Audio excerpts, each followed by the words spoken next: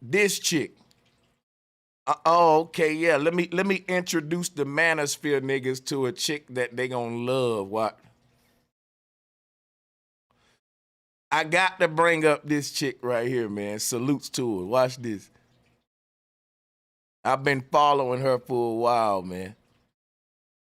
I just think that it's a matter of time before she get on the manosphere niggas radar. Let me show you, y'all, and I'm gonna give her some whatchamacall free publicity and shit too.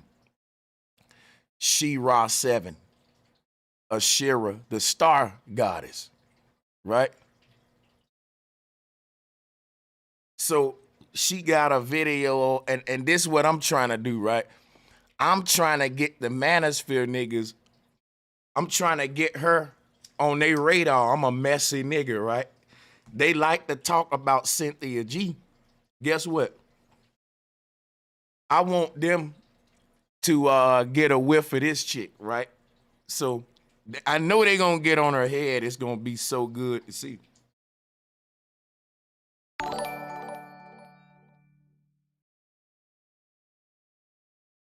Hold up, y'all. But she be going in on niggas, boy.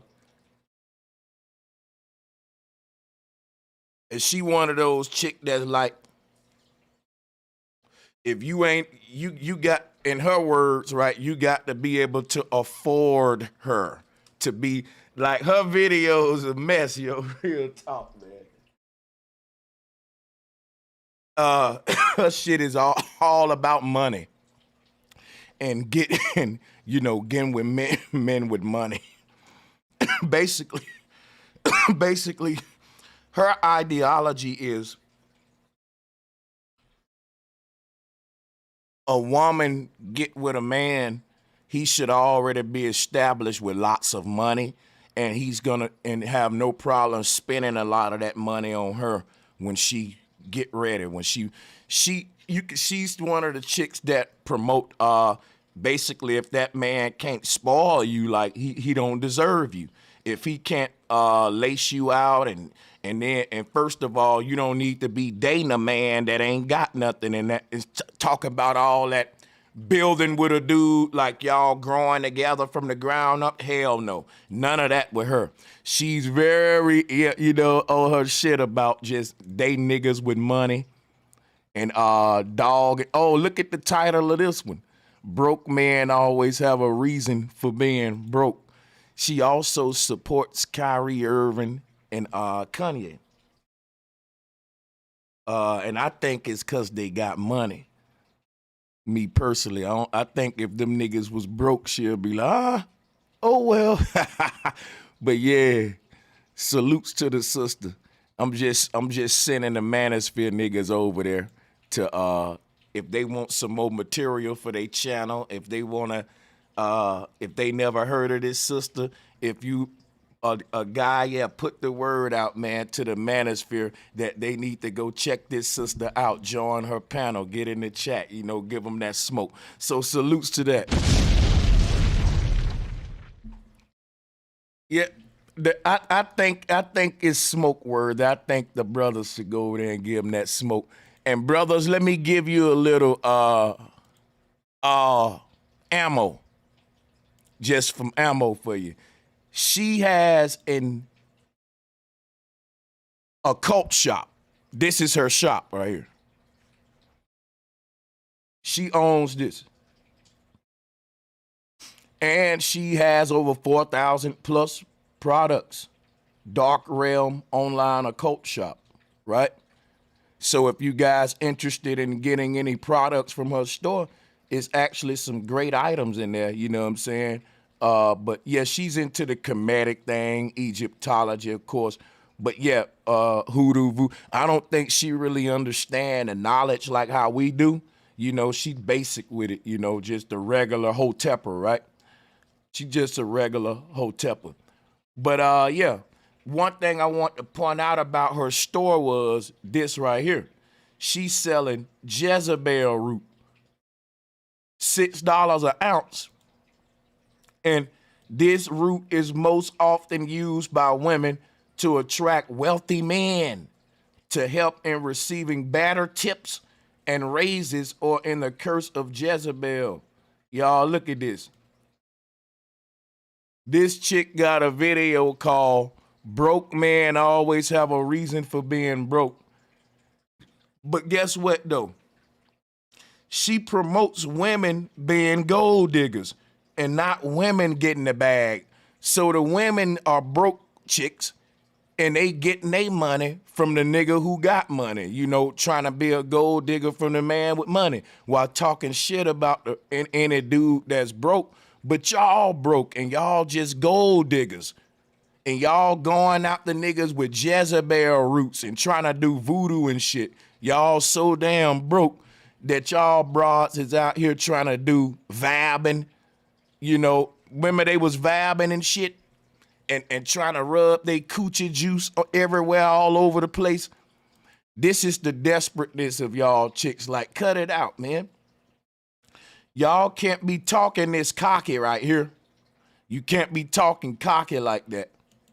And you around here selling Jezebel root. No. But salute to the sister. I'm gonna roast that Jezebel root though. I've been on that though.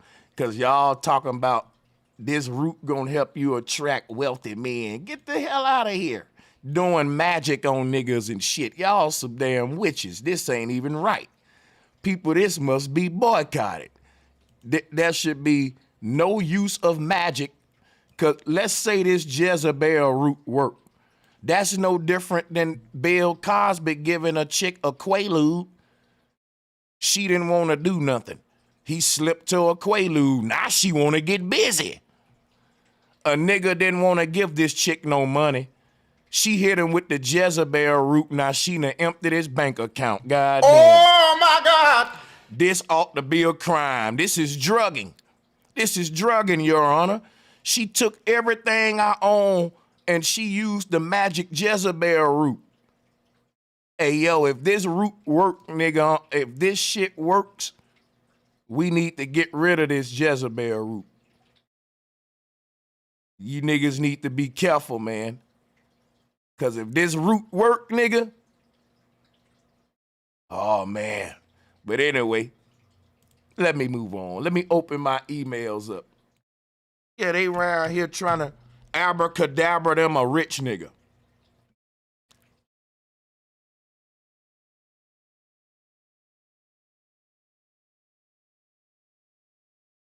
Mm-hmm. See what we got in the emails.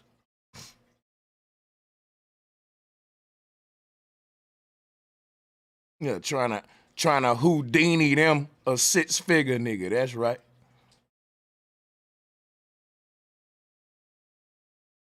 That I really want some niggas in the manosphere to roast that Jezebel root though. Like, bro, that's a thing, my dudes. My dudes, these chicks are using Jezebel root to get money from niggas. And that's like the vab. Now, well, at least that's cleaner than the vabbing. The vabbing was just disgusting. You know, the vabbing shit.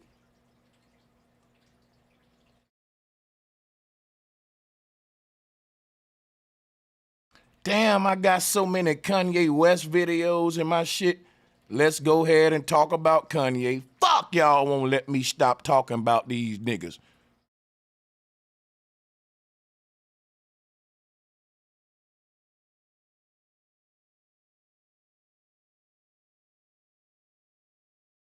Hold up, y'all.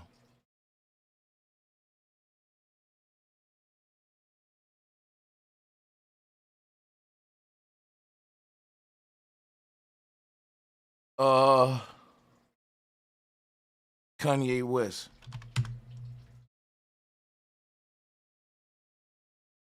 Y'all still want me to talk, cause niggas talk Kanye West winning, he getting millions back from Adidas. That's not winning, sir. People need to stop. Man lost $2 billion and you talking about he winning for getting millions back. Man, y'all stupid, man. That man net worth has been obliterated. and ain't nothing he can do to get it back to where it was. He's no longer in billionaire status. Him getting millions, that ain't nothing new. Kanye been getting millions. What was something new was Kanye being a black billionaire. And Adidas was willing to sabotage themselves to take that status away from his black ass. And that's what they did, and he can't get it back. They don't care about giving him millions and none of the repercussions, nigga, long as he ain't got the billionaire status no more. They took the one thing from the nigga that they know he really valued. Kanye really valued being a black man that's a billionaire. He really prided that. When these people know what you really, really want, they'll take that away from you. And they don't care how much it hurt them because they good anyway. If you think the children of Adidas or anybody in the Adidas family lineage don't have any problems for the next 100 years, you're a fool. Stupid. Them people good, I said it, for the next 100 years, nigga. If your bloodline and your family is anywhere synced to Adidas, you're good. Y'all acting like we can hurt these companies, man. We can't. We can't.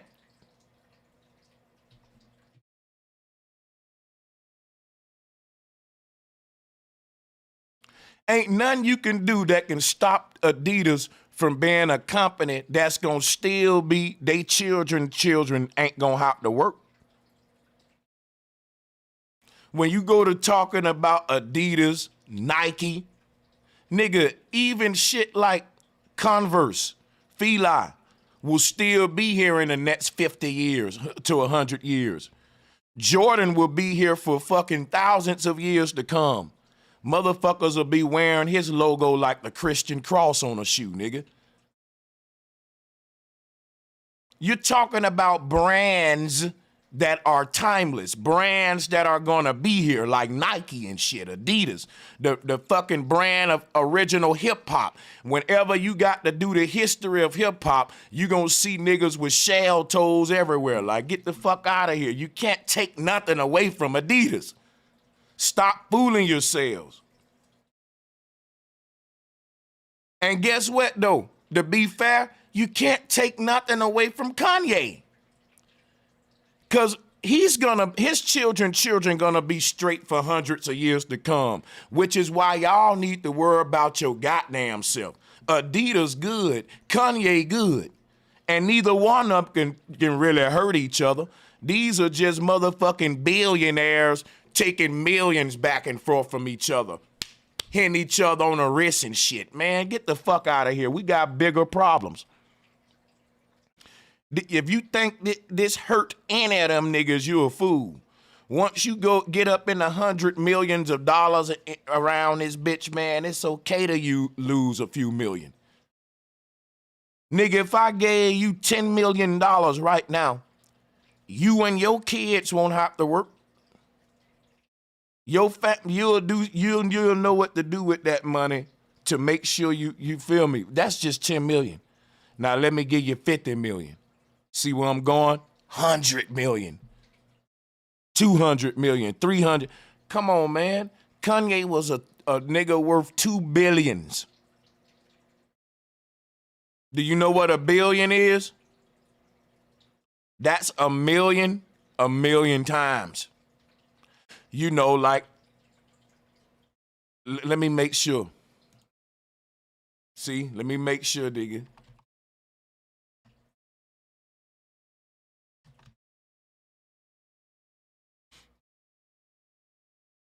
Yeah. Yeah, that's right. Okay, nah, right. Right, I got you. So that's what I'm saying, nigga. It's 100 million.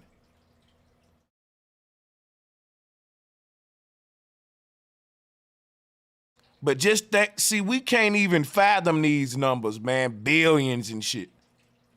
Only thing you need to know, my nigga, is these folks straight, man. They straight. No matter what happened, dawg, they straight. Yeah, 1,000 millions. is $1 billion, huh? Masterpiece salutes.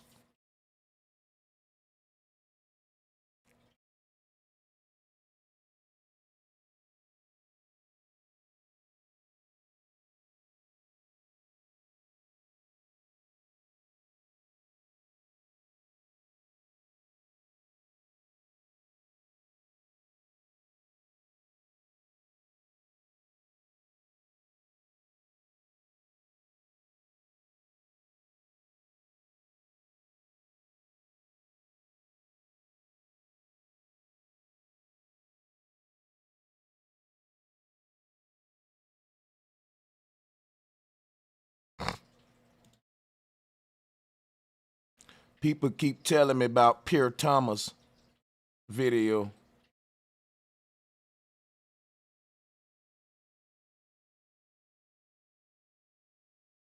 I need to check it out. Oh, to everybody that emailed me asking me for an invite to the call, I'm going to reply to y'all's email with the link to this call right here.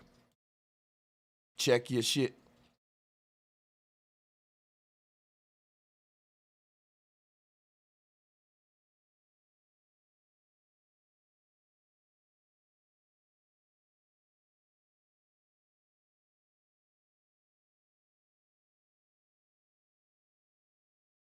Okay. Indy Huxtable, salutes to you.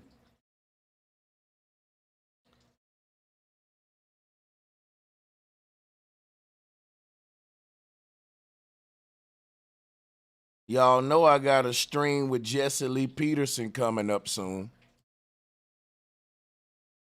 That's gonna be dope. That, you know, they gotta edit it and all that. It's gonna be on the Fallen State. Salutes to Jesse Lee Peterson.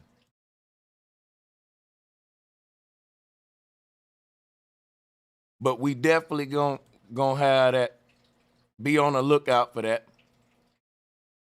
Be on the lookout for your boy on the Fallen State. Kicking it with JLP, the OG, man. And yeah, George, I got an email from you too that I'm gonna play. I'm about to play it from the Jewish rabbi, Yes Rayad, dude. Yeah, I got it queued up.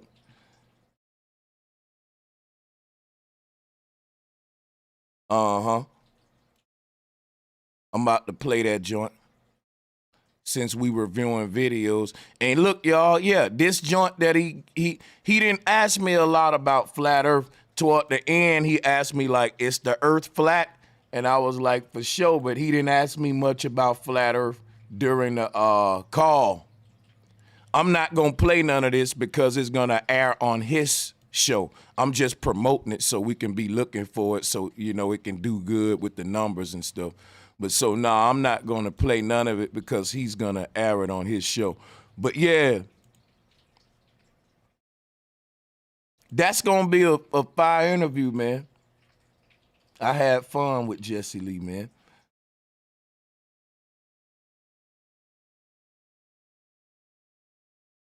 Aboriginal power in the motherfucking house.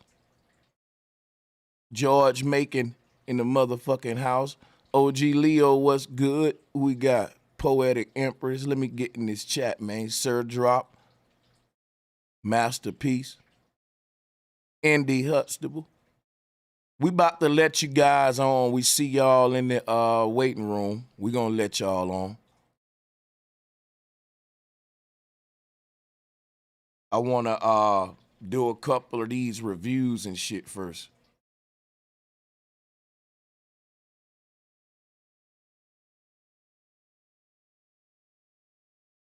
Okay, Andy sent me a lot of links and stuff. I'm gonna go through yours later. It's kind of a lot going on. It's Kanye trying to take over black media. So Blueface got locked up for attempted murder or something like that. That and the rapper Slim 400 has been shot and killed, and they ain't even through investigating Takeoff depth yet. This is a crazy time to be a rapper, man. I mean, can't nobody tell me that Death Clause shit ain't got some truth to it. The way these rappers dying, bro, it ain't natural. Yeah, it ain't natural, man, for niggas to be dying more than Iraq soldiers. The labels got something to do with this shit because some of these niggas worth more dead.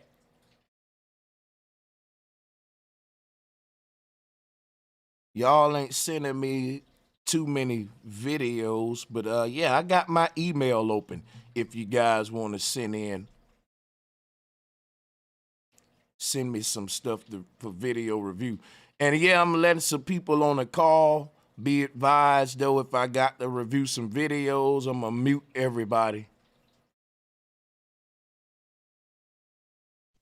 Salutes to y'all.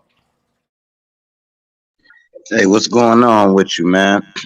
Hey, I What you sent you doing? a video on dude say 10 ways to debunk flat Earth, and he got like some strong arguments that I was trying. My sister sent it to me, and I was trying to Uh, debunk it, but yeah, I couldn't do it. So I wanted to see if you well, could. you couldn't do it.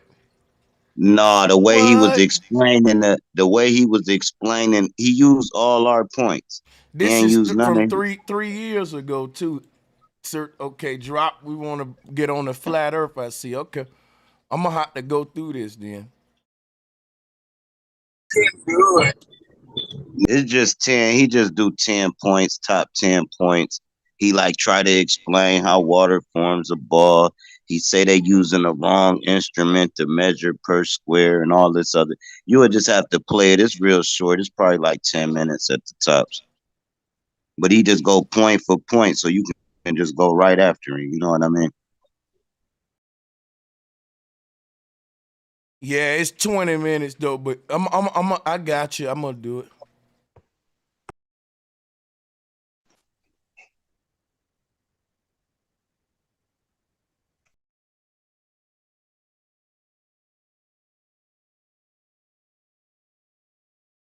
I'm so tired of trying to teach motherfucking globalists the obvious. And then, Professor Dave and all of these channels like him and Simon Dan and shit. These channels are like, if you ask me, you talking about niggas with 2-3 million subscribers, bro, while they censoring flat earth. Now these channels are saying we're a cult. The cult people are the ones that censor your ass. The cult, bro, if I'm a cult, we ain't taking away nobody freedom of speech and censoring them. The globe, on the other hand, is full of theories. It's a religion. We know it's a cult based on theories, but they censoring the people with the facts and proof, saying they're a cult. The cult will be the ones trying to censor the folks, like the church and all them, and keep them quiet and keep the shit inside the cult, right? Like Jim Jones and them. So I really, man, when I stopped giving these folks my energy, my numbers started doubling up on my channel. I got white boy, like real talk. I could debate Simon Dan if I wanted to, because the boy FTFE over in the UK, he constantly in my email trying to collab, and he's connected to all of these dudes. I'm pretty sure I can get with Professor Dave as well. I could have been on these big globe platforms. But the way they treat you on them shits, man, is horrible. I'm talking about all the disrespect and all that, like that red rhetoric shit. That's why I stopped fucking with them over there. So, my thing is, I know the earth is flat. And if motherfuckers want to debate me, they can. They can click the link whenever I'm live and debate me. But I don't really go out seeking to fuck with any of these folks' content and do all that. You know what I'm saying? But I will though. Who we got on the thing though? Who we got on? I let a Salutes, lot of bro. people on. Salutes to everybody. How y'all Salute. doing? Grand Rising, my brother. Much love, much Salute, respect from salute. the OG, man. What's up, Man, happy Sanchez? birthday, Philly. Oh yeah, happy Shout out birthday, to your OG. boy's birthday. Happy Oh, happy birthday, Thank you, OG. my. birthday. Hey, that's what's up. You growing young. Happy birthday. Yeah, 57 young, man. 57 young. Much love to everybody. Black motherfucking power. Y'all know Oh what it yeah. is. Fly power, brother. Oh yeah, man. See, and that's how I started growing my channel though. I said, you know what? I'm putting myself in a fucking flat earth box. When I'm a real nigga from the streets who got a lot of other shit to say that I know can just connect to regular folks. So when I start getting back to my hip hop Illuminati, getting back to regular shit as a people that just, you know what I'm saying? Because I was beefing with a lot of folks who was saying, bro, we don't care about flat earth in the hood like Hassan them and shit. I care about flat earth. But I realized I had to care about the shit that the other niggas care about before they give a fuck about flat earth. So that's how I do it. I'll get all these folks subscribing to my channel because, man, that's a deep brother what he said about takeoff. That's a deep brother what he said about on this video about what the people need to do in the community. Boom, boom, boom. Next thing you know, here he come with a video called The Ancient Universe of the Hebrews, because we talking about Kyrie, we talking about Kanye, and next thing you know, I'm teaching them flat earth and they don't even know it. They just learning Hebrew shit. I'm slick like that though. You know what I'm saying? Like I was looking at my chat when I was teaching the Hebrew the true shit of the Hebrews, and I had folks who I know never was on flat earth. Like, damn, this is deep. This the Hebrew shit. They was fucking with it because it's it's the approach, bro. Like the way that these Simon Dave and Professor Dave and all, they trying to do the Netflix hit piece approach. They trying to get a nigga over there and make you look crazy like a cult leader. I'm too fly for that, bro. Too fly for it, my nigga. I already know how to recruit now. Right? If I'm a cult, I'ma show you how to grow your church big, nigga. Y'all niggas got 2 million subs and I know how you did it. I know how you did it. And guess what? Don't put y'all self in no box, man. Play how you want to play. See, a person may say, bro, Sanchez, you running from smoke. I'm running from it. I'm running from it. See, I learned to pick my battles. And I know exactly what I need to do to win. And I'm going to do that. And I don't care what nobody try to get me off of that. No, you can say he's scared, this, all that. But guess what? That's why, like the video drop gave me, I saw this video before. And I saw the other one that Simon Dan did. I think he did 15 points. This is 10 points. But yeah, man, they you know, and if you look at this shit, bro, it's like they had David West, I think, on one of those. Am I right about that? Didn't David Weiss debate one of these Negroes? I'm trying to think. That Professor Yeah, Dave on dude, the yeah. yeah, they had a debate. Yeah, Right, and Mm-hmm. I remember watching that shit and bro, I know I would have been had a heart attack. That man was making good points. They was not trying to hear none of the shit he's saying, bro. Cutting the man off, name calling, acting just nigga disrespectful. And I say, okay, yeah, I ain't fucking with them now, bro.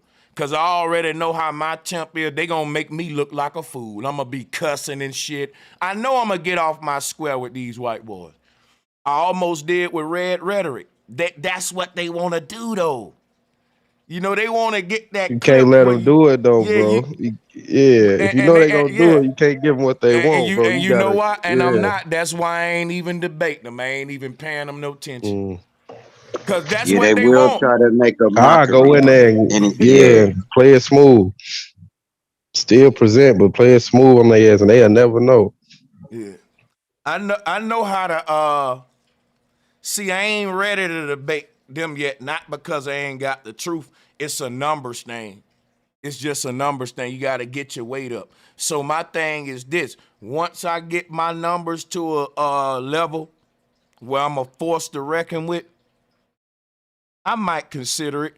But guess what? You won't get your numbers that way if you keep swaying each and every way these globalists want you to sway. Hey, bruh. I showed y'all my numbers earlier on the channel.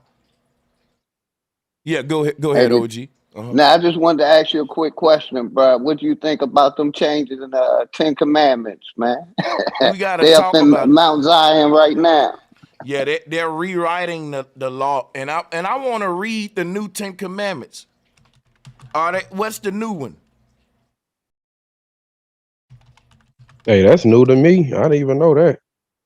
Oh yeah. Yeah, That's they've been just, up there. yeah, it's They all talking about bullshit, and man. also bringing in the one world religion. All of that climate control, one world religion, changing the Ten Oh wow. Commandments, all of that They shit. Yes, fucking they You don't think smack. the Ten Commandments need an all update? all the world They're, leaders, they're, they're, all they the world let me leaders, say this. including the Sunni Muslims. Go ahead, bro. They're smashing the they up there breaking the fucking tablets too. Y'all know that. So this some kind of ritual, man. That's what I'm talking about.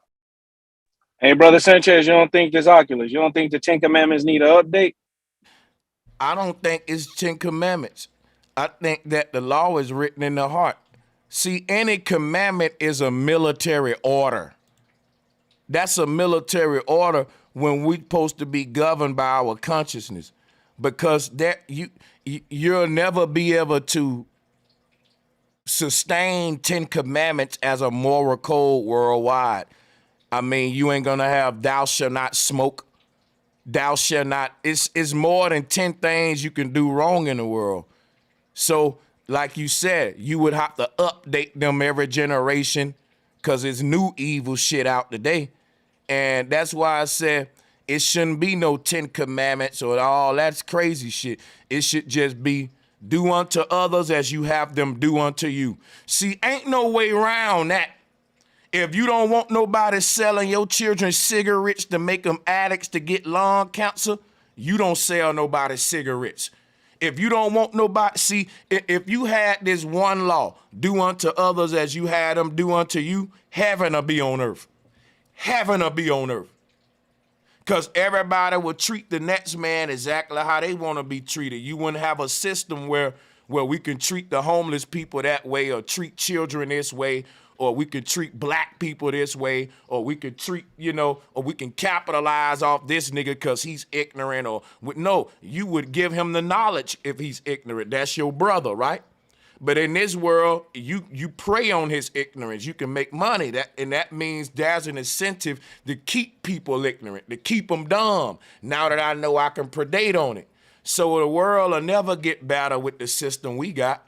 And thinking that it's just a few commandments that if you follow them, everything gonna be all right. When they told you that Christ came to do away with the law and to give forgiveness. So even if I break the 10 commandments, I can be forgiven for it. But if we were taught what goes around comes around, do unto others as you have them do unto you. And no matter what you do, when it's wrong, you can't undo it and you got to pay for it. You can't beg your way out of it. What is going to come back around to you. What goes around comes around. Ain't no forgiveness. If everybody in the world knew, hey, everything you did wrong, you ain't gonna be forgiven for that shit. It's coming back to you, bro. No, I don't care how good you are now. That's gonna come back to you. And that'll make a Hey, better world right there. hey, bro, and I wanted to say this real quick. I ain't mean to interrupt you. Yes, fine. But it shows us that man is making these laws, not the so-called their God. This is man-made shit, and it just confirms that man is still making these laws. If you understand what I'm saying. Mm-hmm. That's all man making them. We know it. Bro That's why. Sanchez, Mm-hmm. I was gonna I didn't want to take up so much time, but I was gonna see if I could give a testimony. There was a video that you did where you break down all these topics. So yesterday, when a brother was saying how you come at people, it's only because you already tell people how you feel, and like all your videos from 6 years ago you've been stated. But one of the times it happened about a few years ago. I wasn't feeling good in my life. Just I was looking up too much truth. I'm not gonna lie, and it got to me. So I was like, dang, these people are so wicked. Like, and it was just getting to me. And I had started to talk to God. Like, for me, I don't believe in rituals. So all this dressing up and all of this crazy foolishness, it just never resonated with me. I knew something was right about it, but something was off about it. And the church and the whole setup just didn't resonate with me. And I wasn't feeling good. So I was like, God, I don't even think you're real no more. I thought you created us. What's all of this foolishness? And as soon as I said that, I'll probably make a video about it to go more in detail and not take up all the time. But basically, I went outside and I was like, keep in mind, every time I had a supernatural experience, I never heard nothing about no church. In fact, I was told to stay out of the church. And I'm not trying to influence nobody, but I'm just trying to say what happened to me. And I went outside the next day after I had that conversation. I went to sleep. The next day I was feeling so bad. I went outside and all I did was stand on a garage. And all of a sudden I was just standing there, and I don't do no drugs. I don't think marijuana is a drug, but I don't do no drugs. I've never done drugs in my whole life. I'm completely in my right mind. I've been to college too, so I know all the aspects. I feel like none of that matters. I was just standing outside, and all of a sudden I came out of my body. And I've done this before while asleep. We all have. But this was like I was conscious. And I'm telling you, when I came out of my body, first of all, I knew I was out of my body, but I knew my body was right there. Like, it was a weight on my spirit as if we was one. There's no such thing as physical, y'all. Like, I felt like we was all one, but I was in another realm, but not as high as a realm as you can really get to. Like, I was just in some other realm, but I could see everything. And all of a sudden, I felt like there was a creator, but I felt like it was way deeper than what we thought. And I was confused because I do a lot of research about this. But when I actually came out of my body for real, I was scared. None of that stuff on Google even matters. I knew I needed help. Because usually I'll go right back into my body. But this time I was out my body for 15 minutes, a good 15 minutes. So I couldn't get back in my body. And I was like, what's going on? Am I going to be able to get back in? I was trying to think of everything that I had learned to help me. And then I thought to myself, is a demon going to come get me? And I felt like I didn't have to look at myself to see, was it myself? I knew it was myself, and I didn't want to be nobody else. I knew I had to be myself. My body was deeper than something working. So all of a sudden I was communicating with the creator. I felt like without even talking. And he was, I don't know if it's a he. Now I'm saying he because we usually say he, but it's not, it's a it or something. I don't know what it is. But it was telling me, I'm gonna show you what it's like when you don't have the person who created you. Like, this is serious. Can I give y'all some advice real quick? Mm-hmm. Try to keep in mind other folks ain't have y'all experience.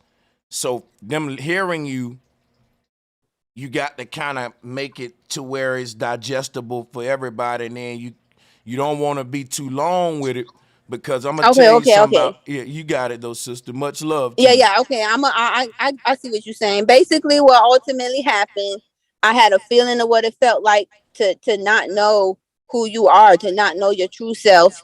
And then all of a sudden I could see myself, but myself was like, the body of me was on the garage, but myself had a weight from the body. I knew it's my body, and I knew I had to get back to my body, period. And all of a sudden, when the alleged creator or something came back to me, and a feeling came back where I'm back connected with my environment, I looked again at my body, and just like Bro Sanchez said, I'm not trying to just co-sign for him.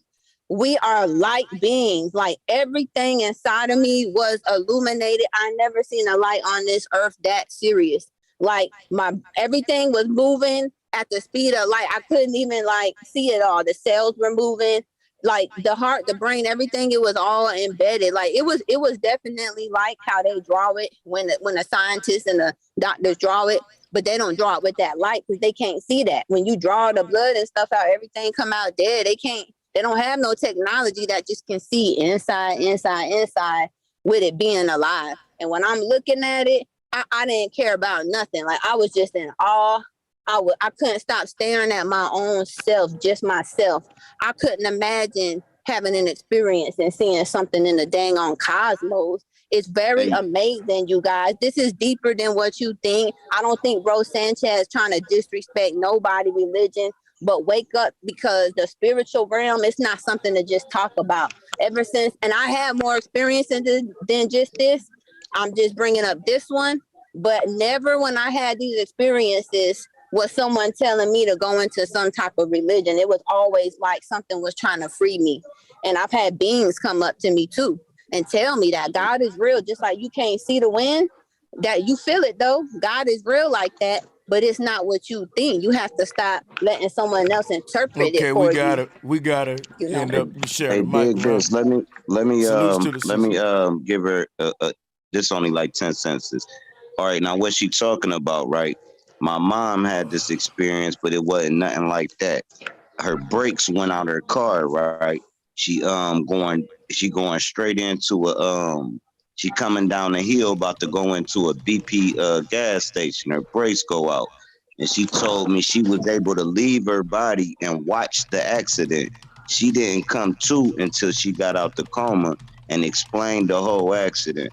So what it's a way to leave your body from fear, but what she talking about is kind of spiritual and deep, but if you if you get scared enough, you can leave your body and watch it all unfold. But yeah, y'all go ahead.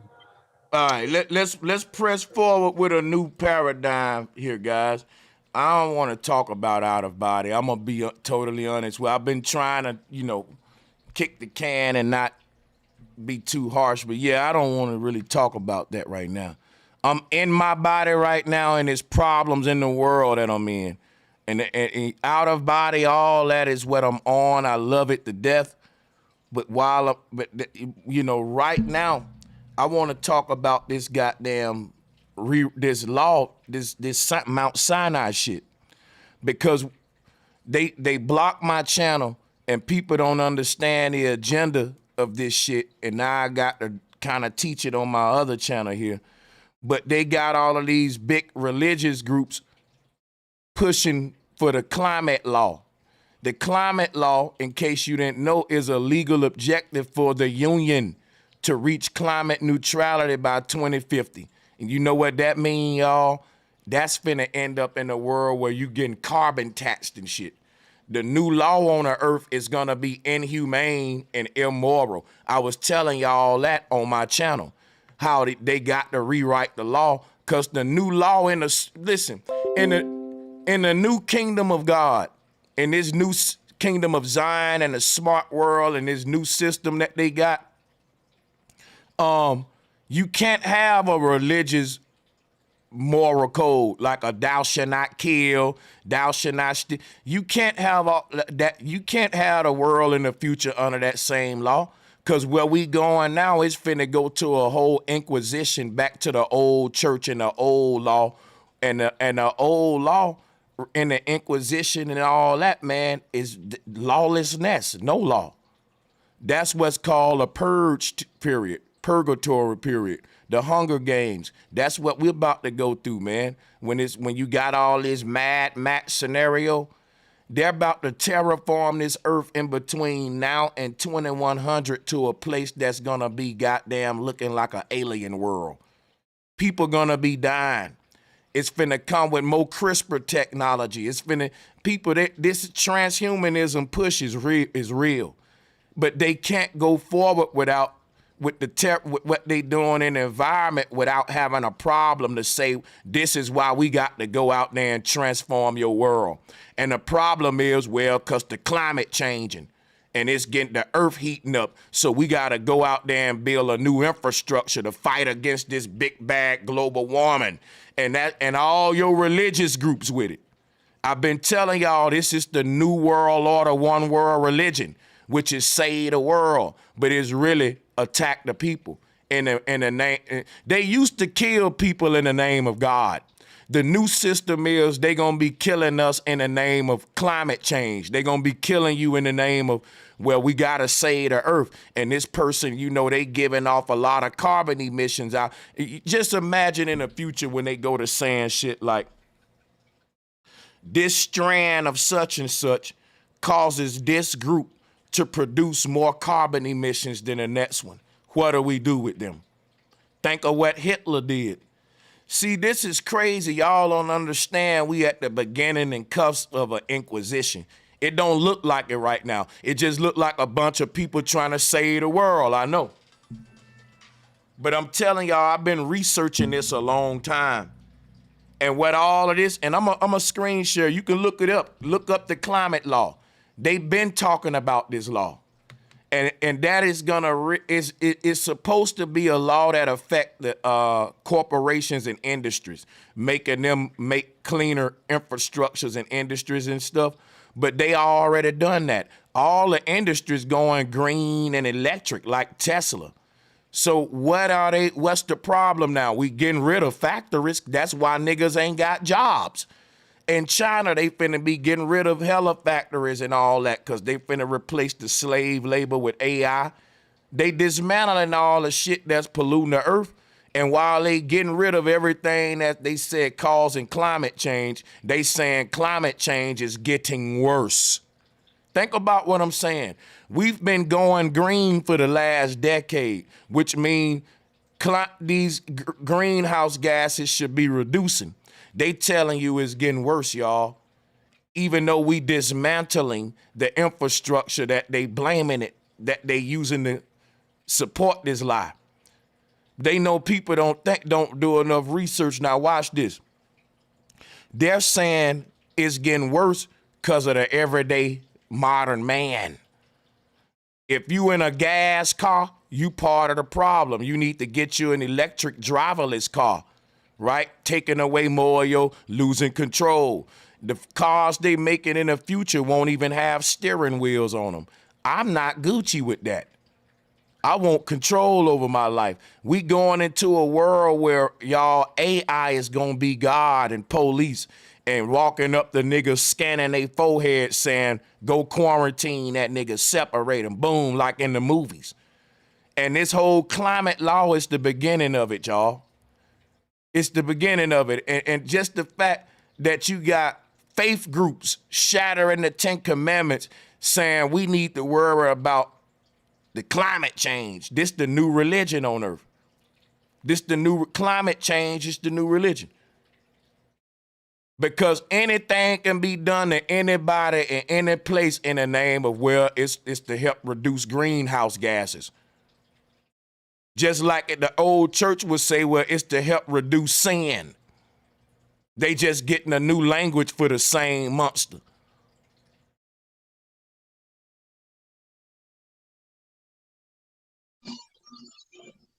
Yeah, hello, bro Sanchez. Can I chime in? This Alkaline City, what it is, bro? What salutes, Alkaline? Salutes to everybody on the call, man. Yeah, we passing it around. You got it, bro. Yeah, you know, this is everything you're saying. Smart society, smart home, smart car, smart world, right? But in order to pledge this, right, they also have to do implement that goes through our social reactions in our world, right? So this is what makes it a social environment, a social credit score, right? So everything, our credit system is going to be based on our reactions in life. So now if you smile the wrong way, if you say something about Biden, the cameras that they have on the street corners and on the stores everywhere, they're going to have the facial recognition, and they're going to also have voice recognition where they can hear everything you're saying from up to like 500 miles away. You know, they can pinpoint everything you're saying at a speed of light. And then what you're saying is going to affect your credit score. So now that's why they got Kanye West and Kyrie Irving wilding out. Because right now what they're going to say is, they're going to say, oh, we got these two guys that represent, you know, the African-American community, you know, and the culture, right, disrespecting Jews. So you know what? You cannot talk about Jews anymore on the internet. Oh, they're bad-mouthing, you know, they're talking Jesus is God, Jesus is this. You cannot talk about Jesus no more on the internet. Anything you say is going to affect your credit score. It's going to affect your way of life. They're going to say it's going to be banned on YouTube. Bro Sanchez, right now we lucky right now that we getting able to speak about this, because in a year from now, 2023 is when they gonna crash the market. When they do that, everything is gonna become digitized. Crypto goes up. You know, the new financial system, the ISO 20022 gets implemented, and then now everything becomes this new social credit society. Everybody's gonna be based. You're either gonna have your crypto, you're gonna have your central bank digital currency, your CBDC, and then everything is gonna be based on your valuation system, on how you speak and how you act. In China right now, this is what's going on. The people can't say nothing against their government. Anything that they speak of, you know what? Your credit score, you was a 750, now you went down to a 320. Oh, now you lose your house, you lose your car, you lose everything. You know what I mean? But I digress. Brother, Yeah, I just seen wanted to this. say I for saw the that. religious people, it should be a stab in the heart, because God ain't making their rules. I'm gonna say it again, man is. And it proves that all that religious shit is fake. That church, that state, it's all connected. They control your education system or your miseducation system with the lies and mythologies they've been teaching the people. So it should expose the religions for the man-made what they are. And I'm gonna land right there. Hey, Yeah, so Sanchez. Hey, one more thing to this whole thing right here, and you got it. George, salutes. It's famines going on in the earth, food drying up. We ain't gonna have no food by 2050, and that's when we're gonna have to turn into a new creature, because they finna come with a whole new synthetic food form on the earth. I've been researching that. Ain't gonna be no regular crops or all that. It say in the Bible that when the Antichrist rise up, most of the wildlife gonna be gone from the earth.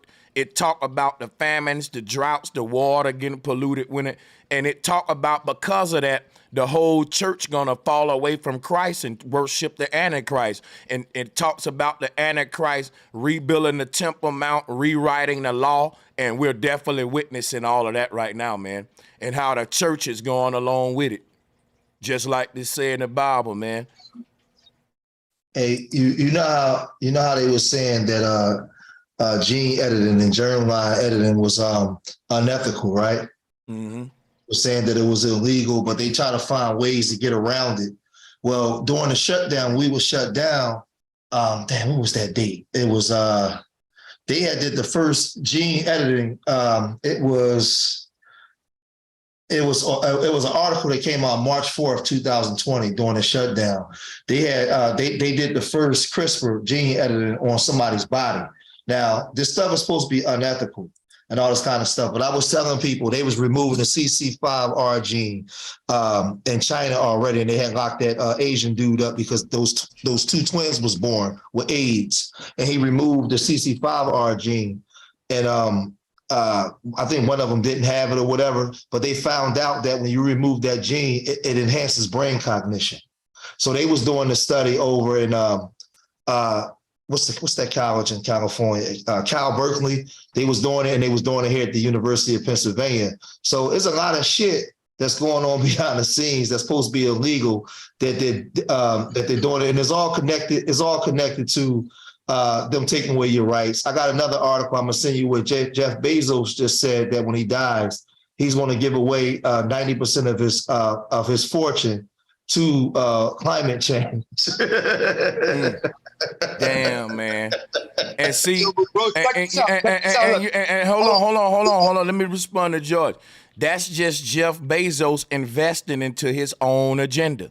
You know what I'm saying? Because he's a big, that's the foundation for Amazon being a one world supply. Like they trying to get rid of, they consolidating everything. Instead of it being a USPS in every country, everybody got their own local postal services.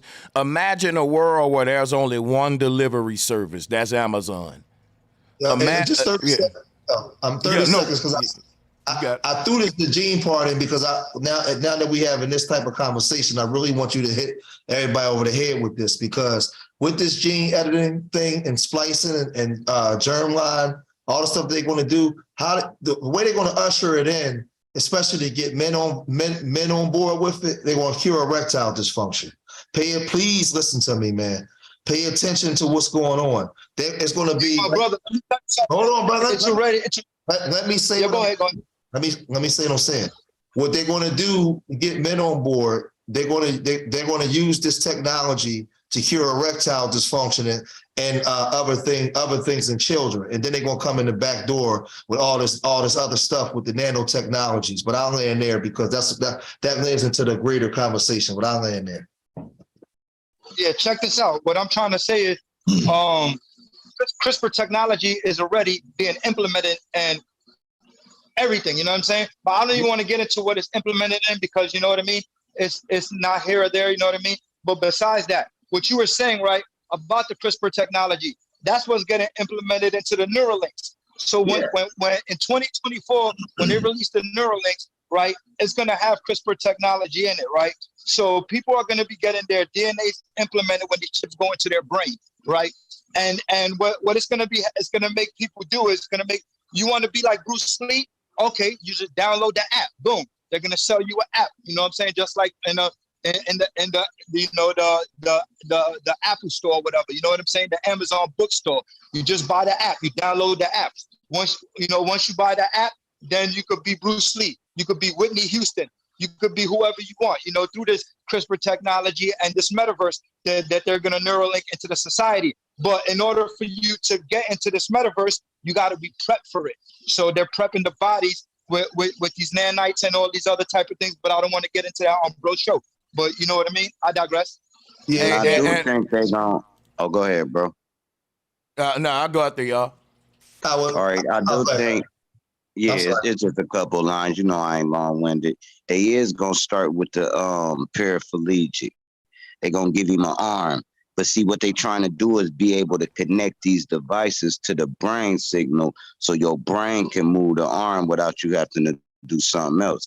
Now, this arm going to be able to lift the front of a car. Okay, this is how they going to sell it.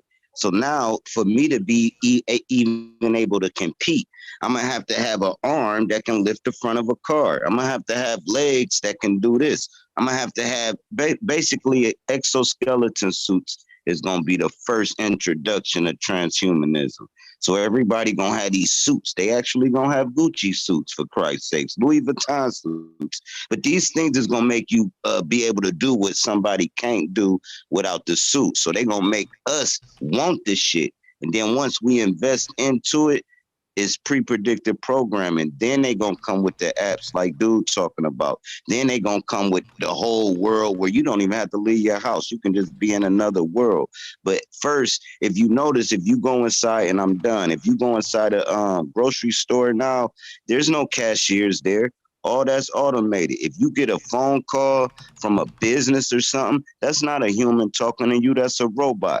And now the robots ain't even physical, it's just algorithm words. So they making digital robots that has no metal material to it. So now when you put all that in together, the human gonna be docile, just sitting here dumb as a box of rocks. But yeah, y'all go ahead.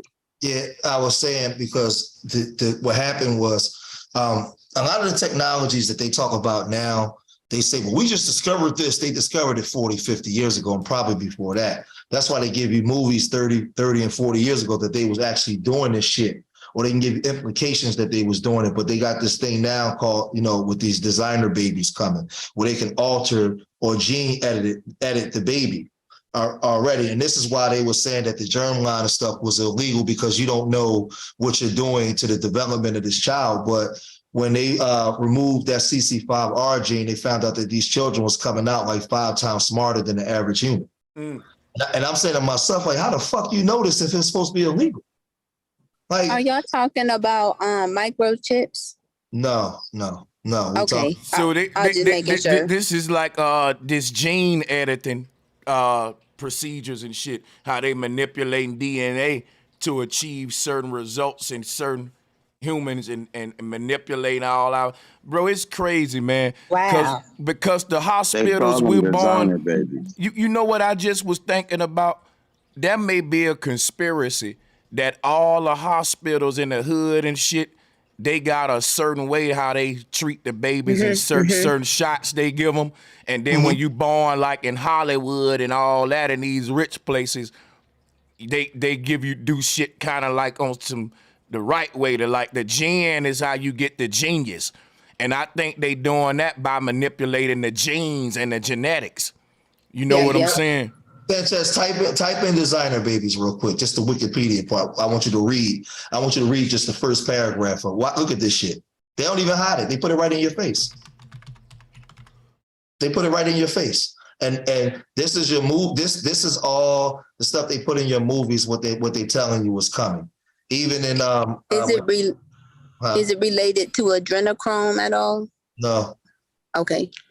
Well, what I was gonna say is this isn't like the same way, but like when you get into epigenetics, like that also is a way that they can like affect the genes and how genes are expressed and stuff, because the things that we go through, that gets passed down in our genes to our children. So yeah, and I agree with that, but that's a natural progression of what you go through within the societal norms of a created. Right. This is them like actually going in and taking it out. Yeah, I feel you. But I'm saying like they doing it. They really out here trying to do like what they've done is what they've done is the most powerful thing that you have is your imagination. You're not mind and thoughts, your imagination, your ability to imagine yourself outside of a box that they placed you in. And they know this now. So they commandeer your desires, they commandeer your thoughts, right? But one thing they couldn't commandeer is the imagination. So what they want to do now is alter. They want to alter who you are in order to commandeer that imagination and be all scared and think you're gonna die, but then imagine yourself outside the box and you won't even be there. Body will be there, but you won't be there. They know this shit. That's why they want to trip you. Go ahead. Listen. Yeah. So they've been gene edited for a long time. Like we already know that. You know, Pharrell, his baby was gene edited. A few actors and actresses, they've already had this gene editing done to their baby. That's not new, right? Well, what this is right. What they're altering is they're altering your blood, right? There's a certain percentage of minerals that equates to your body that considers you. Right? Hold up, Once man. They take. Yeah, go ahead. Okay, who that was? Okay, Deanne Laurent, you got to get quiet background. Salute. Go ahead. Yeah. So what I'm saying is there's a certain amount of minerals that equates in your blood that characterizes you as a human being, all right? So when they start demineralizing your body, then this is when you start becoming transferred out of your human being self.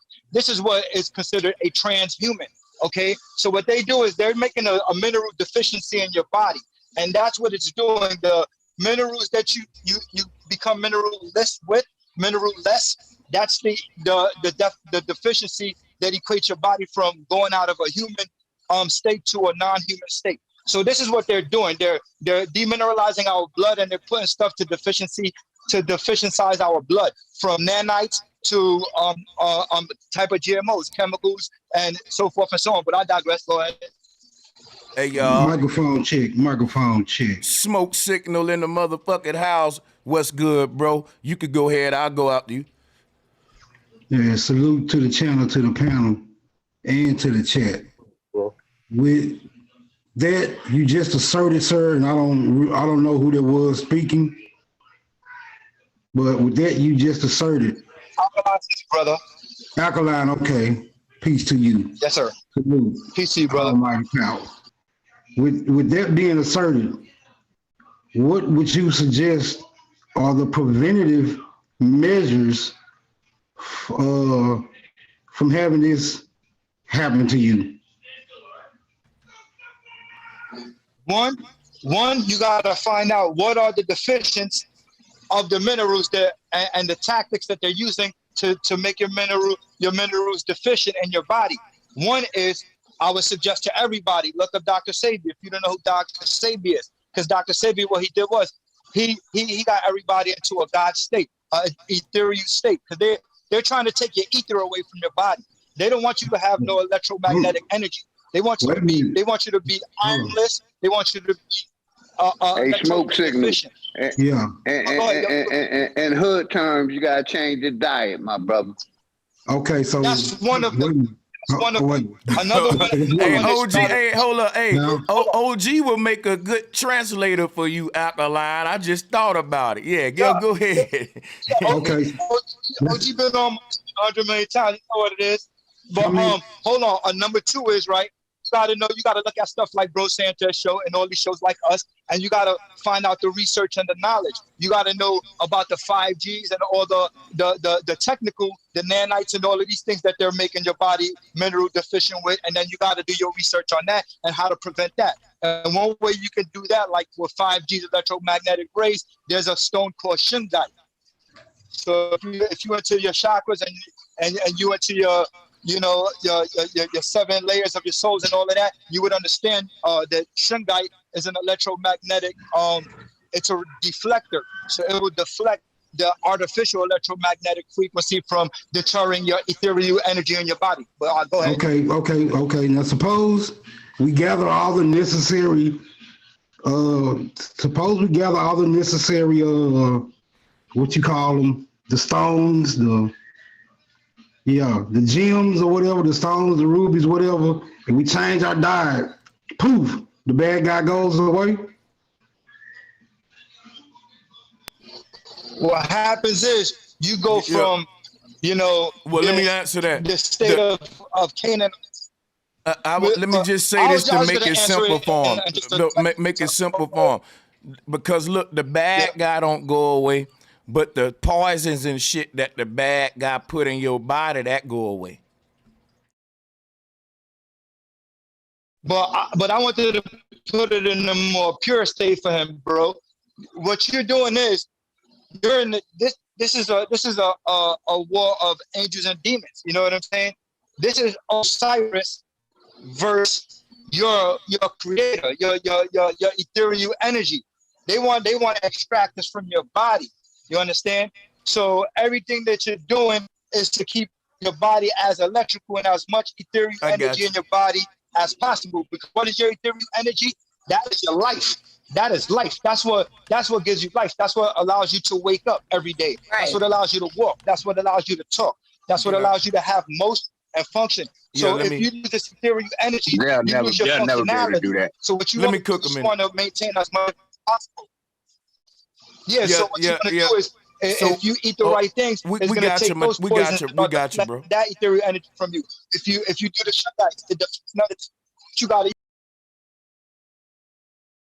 Damn. I think Alkaline. Okay, his mic just cut off. But anyway, that's a good cue for me to go in. I got a lot to say, and I've been waiting. So please let me just grab the mic for just 1 minute.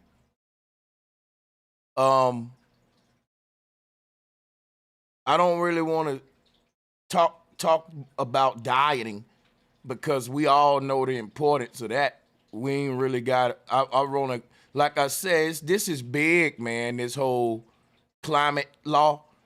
I think we should focus on it and try our best to focus on just this one thing and have a discussion on what the agenda is. The UN is joining these faith-based groups. I'm showing y'all that, like, these faith groups are getting power, bro, from the UN, nigga, as long as they speak in the language of the beast, which is climate change. Now watch this. I told y'all about this a minute ago. I'm gonna show you this again. Let's get it. Hold on. Black box could record the end of the world. Watch this shit. This black box could record the end of the world. The Earth. Hey, Alkaline, why you don't hold up. Mute up, bro, for just a second, bro. Hold on, check this out, y'all. This black box could record the end of the world. The Earth's black box will store data pertaining to climate change and how governments act or don't. The Earth black box is a structure and device that will record every step that humanity takes towards or away from the impending climate catastrophe. So let me explain to you what these bastards doing real quick. Remember I was telling y'all about the IoT. Everything gonna be connected to the Internet of Things, right? Let me show you what this black box is. So they saying if humans don't change our behavior, the world gonna end. But we know that's a lie, y'all. We know that is a lie. It's them that's trying to destroy the world, and ain't nothing we can do to change it, because they gonna say, up, y'all ain't acting right, too many greenhouse emissions. Now, this is what they built. There are huge box in the ground, and it's gonna be several of these all over the world, right? Now, guess what these are gonna do? The IoT in every country, like how a nigga organ gonna be hooked up to the online, his pictures in his house, his toilet. It ain't nothing you looking at or touching that's not gonna be disconnected from the internet. It's called a IoT, the Internet of Things. Now look, all of this data that's being recorded, because everything connected to the internet, is gonna be fed to these boxes all around the world. And they gonna have this galactic federation grading system to see which areas living according to the new smart law and climate law. This is the new shit that China already doing, this the grading system. Now, not only are you gonna get an individual grade, but your whole nation gonna be graded. Like what I'm telling y'all is this, ain't gonna be no wars in the future but between countries where they shoot guns at each other but for resources. The new wars in the future cities is gonna be a war to see which lands are living the most technological and green, smarter. So the people who bots giving them the best grade, when you go to their land, they're gonna be more transhumanized. They're gonna be giving off not a lot of greenhouse gas. You know what greenhouse gases are? That's like the shit coming from your car, combustible engines. That's like a fart. I'm serious. You might laugh. That's human odor. All of this would be form of these. These are organic gases, y'all, like an apple rotten on the ground. And what would a earth be with no greenhouse gases? It'll be a plastic world, a place where they don't want to admit that it ain't about getting rid of greenhouse gases. It's about us living according to the laws of nature and being balanced. And they don't want to do that. So they want to make it like, if we just get rid of these greenhouse gas, that's the new devil. And the new God is climate change. This thing about, they're going to be reading everybody's thoughts. And then look, these bots is going to take all that information in from every area and let the UN know which country is doing the worst, and those ones gonna be punished. This how it's gonna be in the future. So either you worship the beast and go according to the new religion, the climate law, and clean your act up, this is the new form of sanctification, cleansing you up in a form of transhumanism, right? Because they talking about carbon taxes for even breathing and shit. So you know there's some bullshit. You think that the creator created this earth and made it to where simple shit like that can destroy it? It's these people that's using fear and all that to create a scenario where they can destroy the fucking earth while blaming it on natural phenomena. But yeah, we can finish this. Facts. That's a fact, man. They creating this crap, and all the Most High the Creator got to do is open up the earth and swallow that big ass box. You know, they scared that they can't stop the weather, man. The weather been doing this since the beginning of the time. You're gonna have tornadoes, hurricanes, earthquakes. Even though they can manipulate some of that. Don't you agree that they've been manipulating weather for the past? I don't think we've been getting a lot of real weather lately. Yeah, I believe in certain scenarios they've been doing certain things within the ionosphere or whatever to cause certain things, but I don't think they can get past what the Creator can do at the same time. I'm riding with you on that. Now look, they said they want to put these black boxes all over the earth, like I said. Now guess what, y'all? When we say ain't nothing new under the sun, watch this. The Mecca Cube. I know where you're going. the Mecca Cube for sure, man. I'm gonna fall back, y'all. Go ahead. Sanchez, I just emailed you something to what you just said. about whoever leads the technology by 2030 and AI will rule the world into 2100. There's an article I just emailed it to you. When you look at this shit, they not hiding nothing, bro. Not at all. And artificial intelligence by 2030 will rule. So if you get a chance to go over that, you get a chance, man. Listen, I've been on this shit, man, for like the last 10 years. Like these motherfuckers is crazy, man. Oh yeah. Hey, let me tell you how crazy this AI shit getting, right? I'm a music producer. Y'all know that, right? In the music producer community, and I make good money with my beats and shit, man. Guess what? I ain't gonna even be able to do that when all this AI come in. It's scary for music producers like me who make little money on the side with our crap and shit. Cause check it out. Let me tell you what niggas got now. Like Metro Boomin and all these niggas, bro, they can sit down with an AI. They can make beats with the AI, right? And they can leave and the AI will be making beats just like it's DJ Mustard, nigga. DJ Mustard will wake up from his sleep and a robot will have him 100 new beats in his style, with how Mustard shit sound. He might have to tweak them a little here and there and shit. And it's like, bro, we getting to the point now where humans ain't gonna even be doing nothing. We just gonna have slaves, AI doing it. And their excuse is, well, ain't that a good world where you can just have your own slave doing your shit for you? People may say, yeah, but guess what's happening? The AI ain't your slave, it's your student. It's learning culture. It's learning how to, and then when it learn enough, it's gonna take us over. They got movies on this shit, bro, I'm telling you. They was playing AI in chess, and they was beating the AI at chess, but they didn't know they was teaching the AI how to play. And goddamn it, when they sleeping, the AI still learning when they sleeping. And the AI now kicking their ass. What you think gonna happen when on a policing level, when the AI become a drone policing you and shit and all this? Like, cause they saying that the AI that's gonna police us in the future, a man ain't gonna have no controlling that shit, y'all. Hell no. That shit gonna have its own simulated consciousness, an independent being.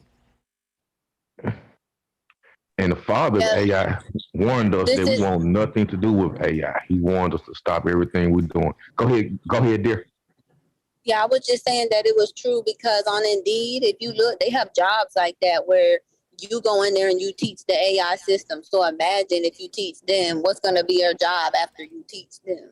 Well, I don't know how old everybody is on here, but I know Philly OG is an OG. If in the 60s, around 65, it was a cartoon that aired called The Jetsons. And it aired when I was a kid too, but they was telling you everything then. Actually, George Jetson's birthday is this year. He was born July 31st of 2022. So we're officially in the Jetsons era. Yep, Uniblab. And the big screen computer was running the whole planet, and they went to the computer for everything. And the computer was able to link to your minds to figure out your thoughts and tell you what you was thinking before you even manifested. Watch the cartoon. It was right there. It would tell Jetson what it was he was supposed to do already, because remember, by the time he was already linked up, so the computer already knew your thoughts. Yeah, man. They saying, look, George, let me show some where you going with it. They saying in the future, humans won't even have to think anymore. No. So if you in other words, you trying to think will make your day go worse than if you just would have did what the AI said you should have did. That's why crazy? I said, yep. That's why. Y'all are so right. That's why on YouTube it try to get to know what you want to recommend to yourself and all that. Eventually, you don't even think. It just tells you what to watch. But that's what's going on. But that's what's going on, Sanchez. I had to come up here real quick because I want to talk about what you're saying. I don't know if you heard about the FN Mecca artist that they had. Oh yeah. It was, and when you couple that in with the fact that, to me, a lot of the music we put out is generic anyway. So they're trying to take away the creators, which is us, because, I make beats and all that stuff too. So I think they've been studying us. You talk about how they study us with chess. I think they've been studying us and how we're able to make this music and now they're getting it down to a point where they could factory reproduce it.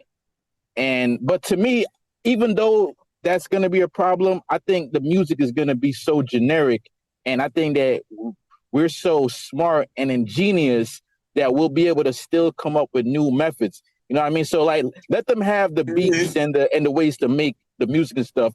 We just gonna evolve and come up with something anyway. You know what I'm saying? Wow, I think you on to something. That's probably why they watching us. Wow. Hey, look, guess exactly what why they guess what they got? They got like these little AI bots that you can take out in your garden, and they can get used to how you water your plants, the schedule, however you do it, and you don't do it no more. You just fucking they'll go and water that shit with the normal routine. You can program it. I'm just saying they got AI bots that they saying gonna replace babysitters and shit. Now when robots start doing stuff like that, y'all, they now have become another being dwelling amongst us. It ain't like you a robot now. You your own species now. Yeah. And Sanchez, they've been watching us so much to the point where now when they got a lot of these hologram rappers that they want to come out, all these videos, all they do is they sit around, they watch our dance moves, they watch how we come up with all these new ideas. Because when it comes to us, we're very crafty, you know what I'm saying? We come up with the most ingenious ways that, because even like the music we hear coming out right now, how these young dudes is just like remixing it, and they coming up with these new dance moves and these new music and everything. To me, I believe it baffles them. So they sit and they study it and they try to copy it so that they could reproduce it on a factory level. And what they're gonna do is they're gonna take a lot of these artists and they're gonna start creating these holographic 3D artists, you know, the things that you put on stage and everything. Yeah. Hologram. Hey, look, watch this, y'all. For transhumanism to go right, it's not only that they transforming these children with the gender affirming care act, they turning the boys to women. We know how all they doing with our children. Now check this out. They also turning humans to robots. Let me show y'all with this how the church play a role in it. See, it's against the Bible. If you're a Christian and you're a doctor, and it say don't defile the temple of God, it'll go on to say don't make no incisions and marks and all that, right? So it'll be hard for you to have a Christian tattoo artist and shit like that. Now look, it's a Christian doctor that got to turn a little boy into a girl. He got a moral contradicting in his spiritual value. He got, listen, let me share. I can read this with you better than I can tell you. This is what's going on in the health fields. Christian doctors don't have to perform, the sex changes if they don't want to. So the doctors that's performing the sex changes, that's saying you're a satanic doctor. Think about it. If the Christian doctor's saying, no, we don't want to do this shit, then everybody that's with this shit, that's saying you with the Antichrist agenda. So Sanchez, what agenda do you think this fulfills, this whole idea that, there is no gender, they want like this androgynous cybernetic human? Like, do you think that is more like a population control thing, or because I'm trying to wrap my mind around it? Like, what are they hoping to achieve with this idea that gender isn't real? Because they want to be like the most high. That's why the scriptures say, "Let no man deceive you, for that day should not come, lest there be a separation or falling away first. Yeah, the man be revealed." I think it's deeper than that. One at a time. Yeah. They transform. Yeah, that man, the one who sitteth in the temple of God, showing himself that he's the God, deceiving all nations. They want to be like the Most High. But go ahead. The people in power, I'm gonna give it right to you. The people in power is more than likely homosexuals, and they pushing that agenda. That would be the natural, common sense theory to it. But why they pushing the agenda would be the question. Go ahead, y'all. I'm gonna take. I think that the people in power are homosexuals because, watch this, they're technosexuals. They're synthosexuals, meaning that the shit with them is like, put it this way, right? Android fuckers. put it this way, right? It's some people that look at a robot and think it's sexy. It's people that look at, I'm saying though, like you gotta go deep. The whole deep thing about this is, yeah, the homosexual agenda is very real, but that's just one agenda to get them to the whole transsexual movement. It's the beginning of the transhuman movement. See, because guess what? It's like, yeah. Hey, what's that word? They want to create this androgynous cybernetic human that's neither a male or a woman. And I'm like, what does that really like achieve for them? See, this is the thing, Sanchez, you hit on it, Sanchez. You hit on it before y'all go any further. Listen, this is why I keep saying we got to start studying. We got to study what they do in their playbook. We got to look at what is the difference between thought and imagination, right? Right? Now, when you read in their definitions of the way that they view imagination, right? And when Sanchez said about these robotic sexuals and all this kind of stuff, right? Imagination is the production or simulation of novel objects, sensations, and ideas in the mind without any immediate input of the senses. Now, they know this, and they're seeking to replicate you, but they want to replicate the imagination of you. Because we don't understand, we don't know how to separate the difference. So they're using you as the model to recreate you outside of you. And we're looking at it as like a robot because we don't understand that all the shit that they're making is really us. But they're making us start to think for ourselves. But that's how they're trying to commandeer your imaginative thoughts, because your imagination is the precursor to life's coming attractions. So they want to give you all that without you exercising it. And that's all they're doing. That's all this shit is. That's what I call imagination and simulation. It's a simulation that you already are. But they want to create an artificial simulation outside of you. Bro Sanchez, you might want to coin that sexual, because that's what it is. It's that turns them on. Transhumanism.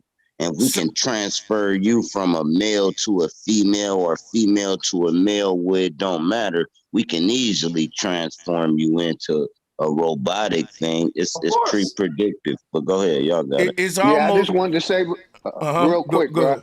Thank you. Basically, they have already controlled our imaginations with religion. Now they just doing an end cap with it, totally controlling your imagination. Y'all got it.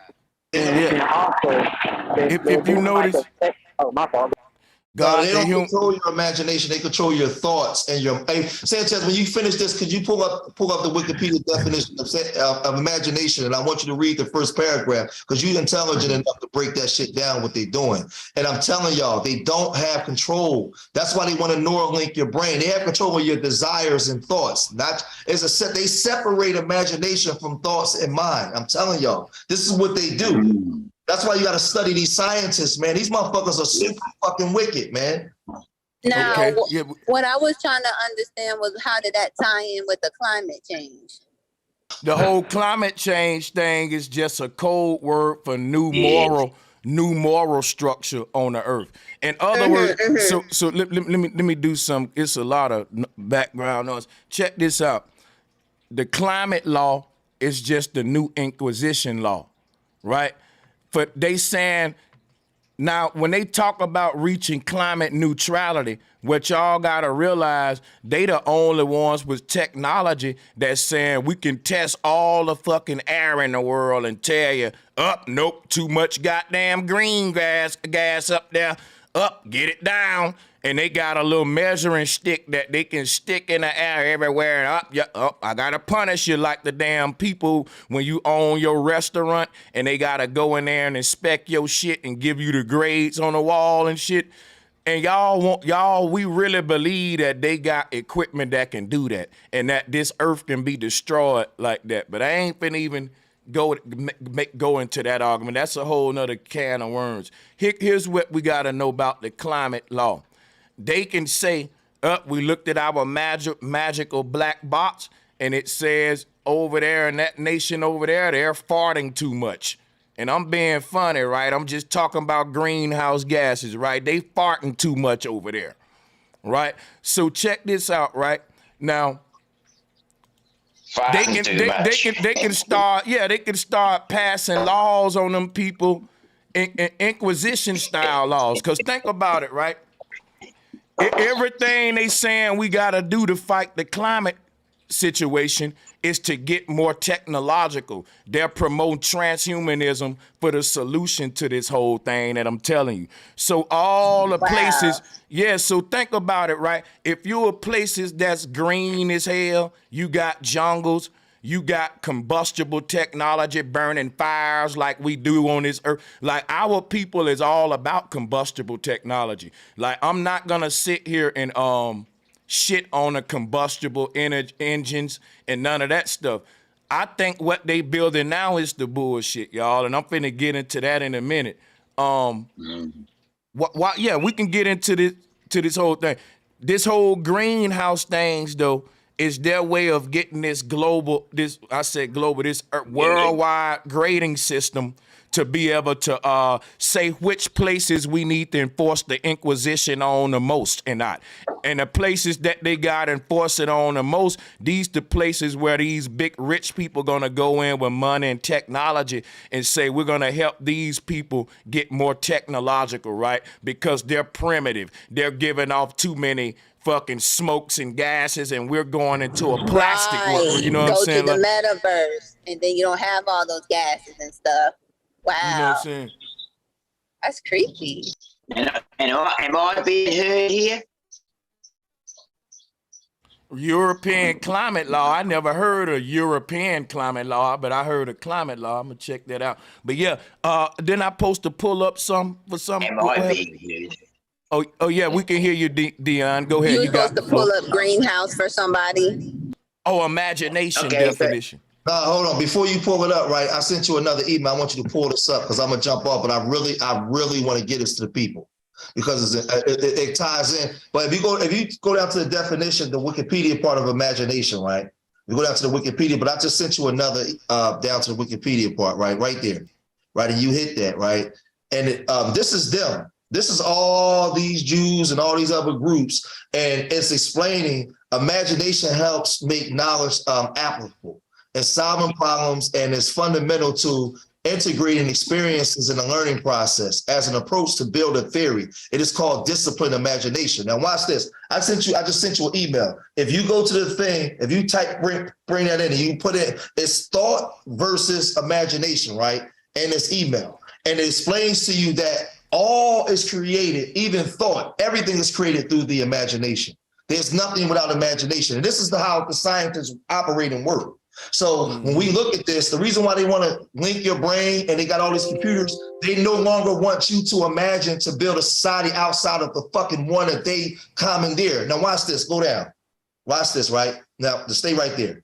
If you go right here, it says, the image of making power of the mind, the act of mentally creating or reproducing an object not previously perceived. So now, if you already in a fucking box, why would they want you to why would they want you to create anything outside of the box that they created? That's why they want to Neuralink your brain. They don't want you the power to imagine, because that's the most powerful force you got, is to see yourself outside of the reality that they place you in. Your thoughts are based off of your condition. Your imagination is not. So I've been studying these scientists and what they've been doing, especially these Jew scientists, and how they put together theories and stories, because they want to commandeer your thoughts, because they're imagining outside of the box. That's why when you was a kid, they said, hey, you imagine too much. They said, remember, it's the scripture in the Bible says, how will we be remembered how will we be remembered in the kingdom? It says as a child, because a child's mind is always imagining, because everything is new. He's constantly inventing. He's constantly inside his imagination, which is the precursor to life's coming attraction. So that's all I want to say. And you know what? When we say the word imagine, we're really saying I'm a jinn or I'm a genie, because that's the one having this imaginative process, the jinn, not the body. The imagination is inspiring and flowing through the body. There you go. You know what I'm saying? This is crazy, but man. Me, I always looked at it like this, bro, Sanchez. You lose your imagination as you get older. So I always looked at it like I'm aging. Listen. No way. No way. You lose your imagination. Hold up. You lose All your right, it's cool. imagination as you get more sleep and more like indoctrinated and programmed and shit. I would say. But yeah, go ahead. Exactly, but I'm doing the word. And that's what I was saying about Listen religion. right quick, bro. Listen, bro. I'm talking about I'm aging is imagine. And I'm doing the wordplay of it. So as you get older and you get indoctrinated, you lose that imagination that I believe I can fly. As you get older and older and older and get, yeah, we saying the same thing, but I was breaking the word down on I'm aging. Scroll down something, Sanchez. Yeah, but that's what I'm saying. That ain't necessarily linked to a person's aging, though. You got a lot of folks growing old, and they actually getting more wiser and using their imagination more, like how I'm doing right now. I'm actually doing that. Exactly what he's saying. Look how important this is, y'all. Though the image of making power of the mind, the act of mentally creating. Listen, bro. Listen, because this is important. This is king to what we're talking about. The act of mentally creating or reproducing an object not previously perceived. The ability to create such images. The thing is, they don't want you to think for yourself or think outside of the images that they're preparing for you. That's dangerous. You're dangerous when you have your imaginative abilities. Your thought process or desires is not connected to theirs. It's connected to your own imaginative process. So you saying, I beg to differ. I got this. I'm manifesting this. They don't want us doing that. That's why they're making you robotic. That's why they want to chip you up. So what I'm saying is the scientists, they want to be the ones to imagine for you because they know that that's the one aspect of you that you got that they can't commandeer. Yep, that's true. I was reading the comment section, Wigs White. They said we the old AI technology. They preparing for our replacement. I'm nervous. All you got to do, just study thought versus imagination and then look up the scientists that sit on those boards and look at what they talk about. I've been watching this shit for 10 years. I'm like, these people. And I agree. It's also they implementing it through that jab also. Mm-hmm. Yeah, so they can link everything together. Go ahead, brother. Yeah, thinking is just the process of analyzing information in the brain. Yes. But it's not really sitting there and conceiving an original thought. You know, and that's what George trying to get at. It's a big difference. When a Buddhist up there in the mountains, one of them Tibetan monks and shit, when they up there meditating and shit, they ain't thinking. They ain't thinking. That's like an imaginative process. They're going outside of the previously perceived process. They're going outside of all conditioning. Scroll down just a little bit. Look at this. Just a little bit. Look at what they say when dealing with the representative power, the power to reconstruct or recombine the materials furnished by the direct apprehension. The complex of faculty usually termed the plastic or creative power, the fancy, the fucking creative power. They don't want, this is what I'm saying. That supersedes thought. And this is what the scientists, this is what they're doing to us. So what they're doing is they're the imaginative ones. You are the slave. So that's why it's called imagination. Those that have the ability to imagine, to create the realities they want, you fall subject to those people. It's crazy because our imagination used to be our savior. Because if I put one of y'all in a jungle right now and just dropped you off like they do in SEAL training in the military, I ain't been through it. They drop these niggas off in the jungle for 6 months with nothing and just make them see if they can survive back. Now, guess what you gotta do? I remember watching MacGyver. You got to be creative than a motherfucker. See, this is when you ain't got time to think about nothing. So this ain't the realm of thought. This is you just going off pure creative power. Like, it's like boom, you know what I'm saying? When you see these animals surviving in the jungle and they doing it in all creative ways, like a beautiful spider web or a beaver dam. And yeah, there's a thought process, but that's after the fact that they had to be very creative, be imaginative. And you imagine it first, and then you think of ways how to make it manifest. Can I do a drop in here for a moment? It's called instinct. Just imagine a nation. And that's what the word is, imagination. So yeah, And you y'all know go what's ahead. sad though? They got these folks in church trying to tap into the powers of the creator when the creative power is their own imagination. There And you go. And the people in power, they don't serve no creator. They just get creative, use their imagination, and that's how they rule the world. But That's now remember, what's that movie? What's that movie? When the police had the thing where they can see into your mind before you commit a crime. What was the name of that movie? And they would come and lock you up, and he had like those women laying in the water and shit. And I know what you're talking about, but I can't think of the name of it. In that movie, That was a Minority Report. Minority Report. Now, to prove my point, to bring my point home, the reason why they made Minority Report because they said the original God gene was the imagination. We done tapped into everything of the human, basically human, but the imagination because we can't get into that creative power. They believe that the way we spoke to God was through our imagination. And that's why they couldn't get it. So now they want to Neuralink the brain. They want to try to find ways to try to find that creative electrical signal within the brain. They can't get it yet. That's why they make the movies and they put these definitions. So and even K Reno made the song called "Oh in My Imagination."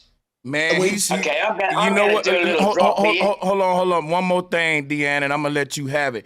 It's just that I gotta piggyback on you, George. It's so deep because we're giving the computers the creative power, and the excuse is that, well, we want to be lazy. We don't want to create. When we don't want to create no more, we're forfeiting our imagination and creative power, and the computer's gonna be more creative than humans, and it's already happening right now. Yes. Go ahead, Deanne. Okay, so I want to exemplify on this thing of imagination because I believe that it's more intuition. Intuition is the connection to source. I'll put it this way.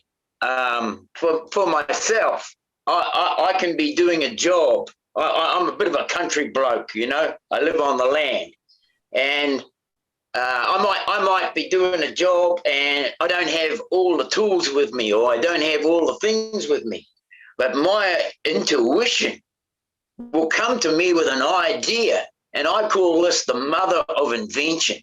When you say that, when you word the mother of invention is necessity, and necessity will give you anything you need if you just ask for it. You know, if you need it, it will be there. That's what intuition works with. It works with our needs, our something that we need to apply something with.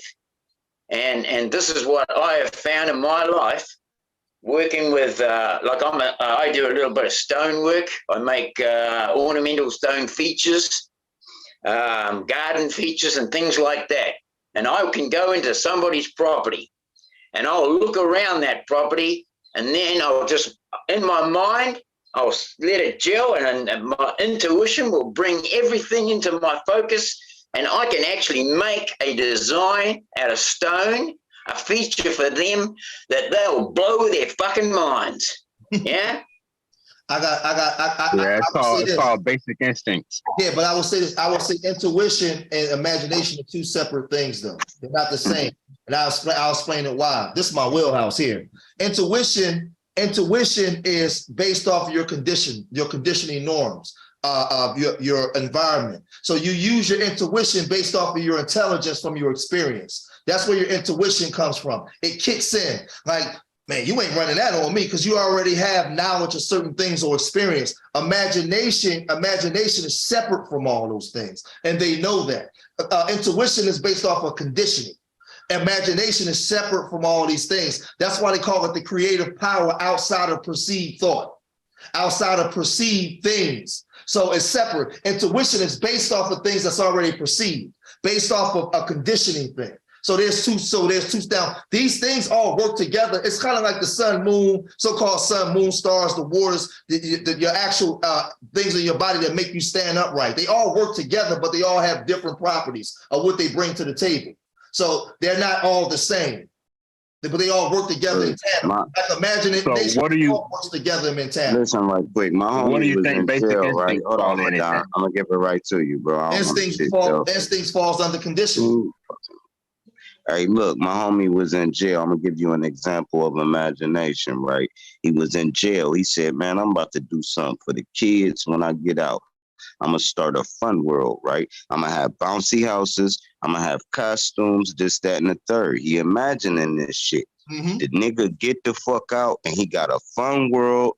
He got like 3 different trucks and he like, bro, I was in the Bing for 5 years and I imagined me doing this and it came influencing. Yeah, it came influencing. But if he ain't imagine it, if he didn't imagine it first, there wouldn't have been no goal to reach. There you y'all go ahead. That's it. You just hit it, bro. Now watch this. Even when the so-called Zionists came into power, right? You had different kingdoms. So you had different kingdoms in different places. Take the Zionists out. Just take anybody that's being oppressed by another group in history.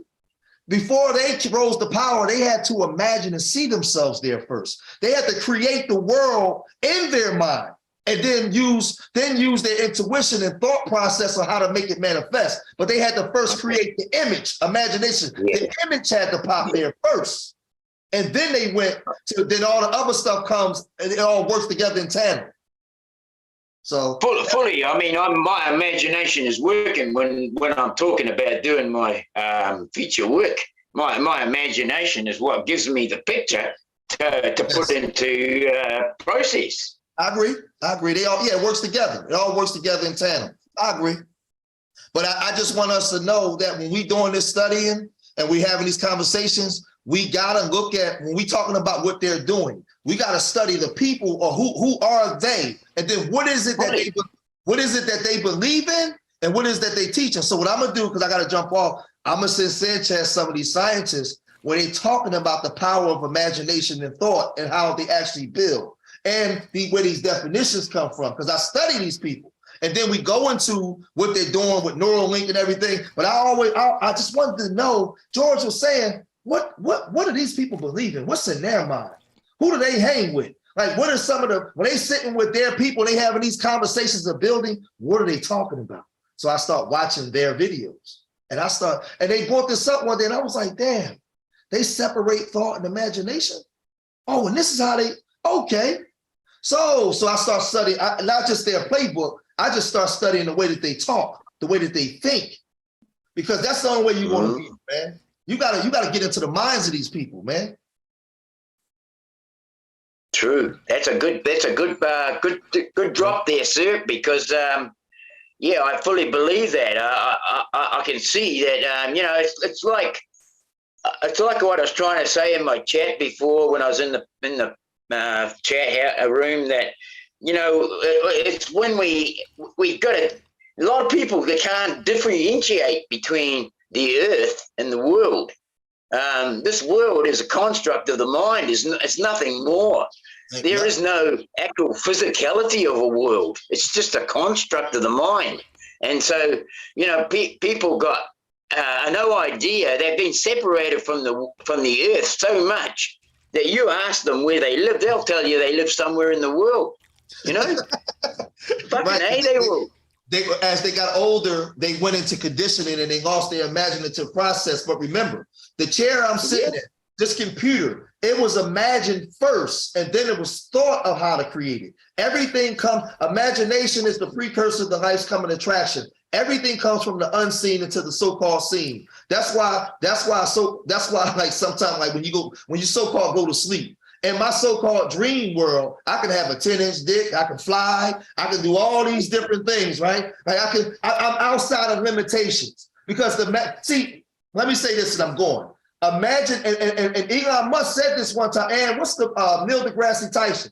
Imagination is limitless. It represents the ability to be outside of limitation, not thought. Imagination. Imagination takes you outside of limitation. That's why they call it scenery. That's crazy, well, man. It goes back to the purpose of man. That's what they was trying to teach in the Matrix when they went up in the Oracle building and he was bending that spoon and shit. Yep. That's why I'm only I'm 5'7", I'm 205 pounds. I can bench 365, but in my imagination, I'm 6'8", 260, and I can run a 4.1. Now guess what's so crazy? The shortest man and smallest man in the world, in his mind, if he the largest man, he'll be another Napoleon ruling this bitch. Cause it ain't even really about what your body is, it's what your mind is. Cause the man who thinking bigger than the next man, it don't matter if the next man physically bigger than him, that man children gonna have to work for that man.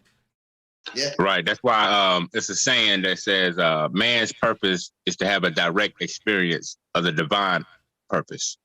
Yeah, and these scientists, what they want to do, they want to recreate the idea of taking you out of limitation, because they believe that the body and its experience is limitation. And the divine is our imagination, yeah? Yeah, right. And the whole that's why I said when I so-called go to sleep, which I believe that what I teach is I'm sleep now because I'm in limitation. But when I go to sleep, I can do all these things. I can fly. But that's why when a young lady was speaking about a half hour ago, when she said she had the out-of-body experience, I understood some of what she was saying, because for me, I run 3 miles every other day. But I had an experience one day when I was running and I blacked out. And I usually run on the park side here in Philadelphia by the water, and it's like a highway. There's a bunch of cars. Sanchez, I tell you, I couldn't get past 3 miles. One day I went running and I ran and I blacked out. I didn't hear no cars. I didn't see no fat asses running by me or nothing. It was warm. There's always women out there. When I came to, I was running for 7 miles. To this day, I still don't remember how I did it. But I was just, I went into a zone, because that's how I meditate. That's my form of meditation. I usually go and a lot of times I would go and run, and then I would come back with all these ideas. Because a lot of stuff I talk about, I never read books. I didn't go to college. I'd be having this information, but I do it when I go inside the self. But one day I went running, man, I end up doing like 7 miles. I was like, well, what the hell? But I don't remember everything. So I kind of understand what she was saying, but that power of tapping into the inner self and outside of this conditioning is powerful. And and I just want to say peace to the panel, peace Sanchez, this K Paper Chase. I just want to say too. And K Paper Chase, yeah, let me salute that sister. That was Chosen Servant. She was telling us about her experience. Go ahead, K Paper Chase. Salutes. Yeah, I just want to say, the imagination is good, but what I do when you really want to manifest something, you need more than imagination. So you need to you need to have a feeling. Whenever you get a strong feeling or emotion, whether it's good or it's bad, that kind of kicks your imagination into full gear. And when you're at that point, that's when you're most powerful. So I use my imagination, especially when I'm having a feeling, and I imagine it up and I visualize. And once you use that visualization, and you do an affirmation with it, it always happens. It's gonna come true. Sometimes it takes a little time, but that's what works for me. You know, it's all connected. Yeah, it's all connected. All that's connected. Yeah, all of it. Remember, the ability of imagination is to do it without it's separate from your senses. Remember, your but that's in your head though. I'm talking about actually manifesting that. We can all imagine, but you want to manifest I got you. These are different things. There's arts, I'm gonna say there's laws and shit around the secrets of manifestation. And then you got laws and things you need to study about the secrets of conception, meaning these are different steps in the process, like you saying, right? You conceive the thought first. Now, we got to get the first part, though. That first part important, because I'm going to tell you something. As man, we always been taught to work with our hand and how to manifest the thoughts of other rich people, but we ain't been taught to have our own thoughts. We know how to manifest. Now, we the builders around this bitch. You know that. We don't know how to think for ourselves, though. So we end up manifesting another motherfucker's kingdom in heaven and shit, you know. Yeah, without even knowing it. What the brother said was important, though, when he just came on about the feeling.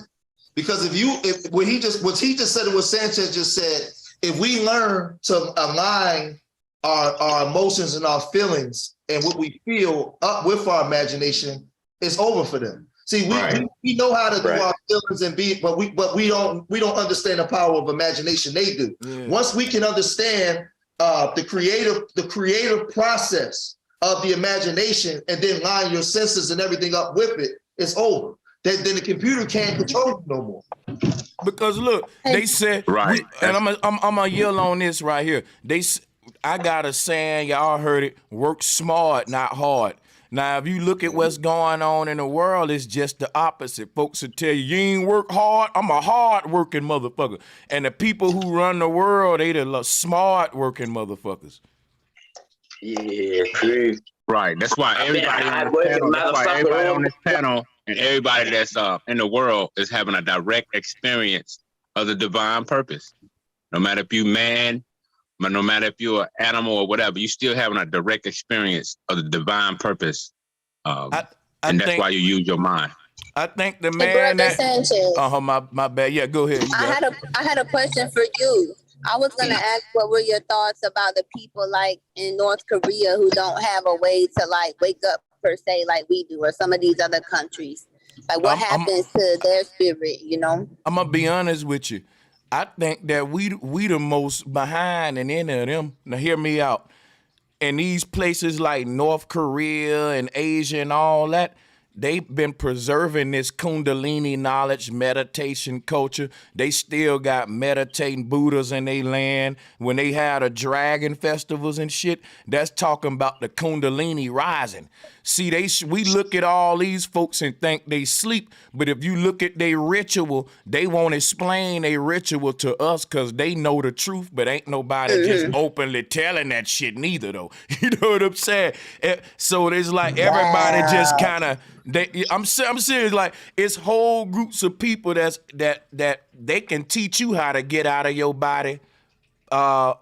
See, we waking up to it saying, man, we want to learn how to get out of our body and astral project and meditate.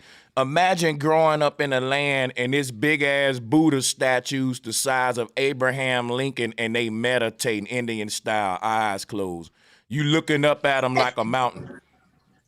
And so you think that's the real reason why they hiding what they doing in North Korea? It's not really about how they oppressing them. They trying to hide like these hidden secrets. That's the real. Yeah, I think that they got to have certain people, certain parts of the world divided by militaries for the sake of conflict interest. For example, think about this, right? If you have a bunch of Americans visiting North Korea, in my opinion, that'll fuck shit up for the United Nations, because you'll learn things in North Korea that'll go against things that you know here. It's certain places where these folks ain't been indoctrinated and lied to like us. And that's why they'll tell us like, right, they'll say them people in North Korea worship their leaders. It's a cult. It's a cult. They love to say some occult like how the globalists doing the flat power shit. But the thing is, them folks love the hell out of their leader because they leaders ain't on some shit like how ours is. Now, they want us to think that about them people's leaders, but that ain't the case. I was over in South Korea. So my thing is we getting treated way worse than all them. But we love our leaders the most, and we get treated the worse. Now, them people there, they love their leaders because they get good treatment. Like it's parts of the Middle East. Man, it's a country in the Middle East where they give you like a $10,000 check every year just for being on the motherfucker. Everybody on that bitch. I forgot the name of that country. Like places like that's Dubai. where Muammar Gaddafi was at. Yeah, man. Yep. Like these places and they'll make us think, man, it's horrible over there. When they leaders treating them way better than our leaders treating us, and it ain't no cult following. If our leaders treated us like that, we would fucking honor them and praise their name too, shit. You know? Right. So, right.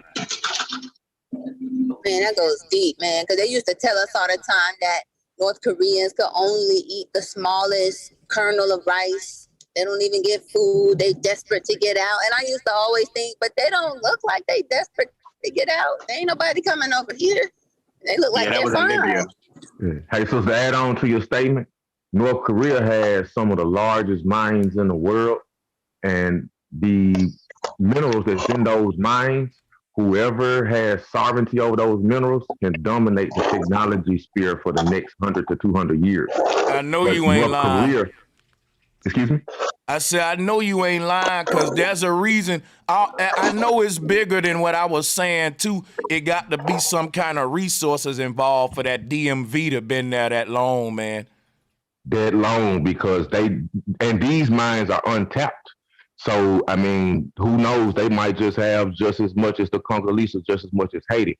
Brother Sanchez, if you don't mind, can you pull up Blue Oval City, Tennessee? And this is going to resonate with what you were speaking on earlier, concerning everything going to AI technology. And basically, Blue Oval City is, I believe Ford is building it. It's the largest electric car manufacturing plant in the country and possibly the planet. It's a fucking city, damn. Correct. I mean, you're talking like $6.8 billion. And I'm going somewhere with this, right? So Mason, Tennessee. Mason is the next small town right next to Stanton. And Mason is, it's kind of getting diverse now. You know, last meeting I had with the governor, it had a very diverse board. It was kind of split, you know, 1/3 black, 1/3 Hispanic, 1/3 white. But historically, a lot of our grandparents had farms in Mason, Tennessee, and they stayed there. And so they're kind of trying to take, they try to take the city's charter so they can expand the Blue Oval. But that's kind of here nor there right now. It's kind of an ongoing topic. But being in those meetings, I found out this. Blue Oval City is supposed to produce all the electric cars in the United States, at least the majority. By 2028, to be in line with this new climate change policy, we're supposed to be off gasoline, gas-powered cars by 2028. And so when I'm in a meeting, I'm thinking this is like a green facility, right? Man, they said they're building a pipeline to go underground so they could drain all the waste out of the facility, and let it drain into the Mississippi River. Man, bro, everything in Revelation is happening about how ain't gonna be no more drinkable waters, the famine, because this whole smart city agenda, what we breaking down, bro, is them terraforming the earth in a way where they're gonna have to terraform the human. That's why we saying it's going along with transhumanism, because you ain't gonna, in this new world or this kingdom of Zion, we're literally reaching like a what they call this is a singularity.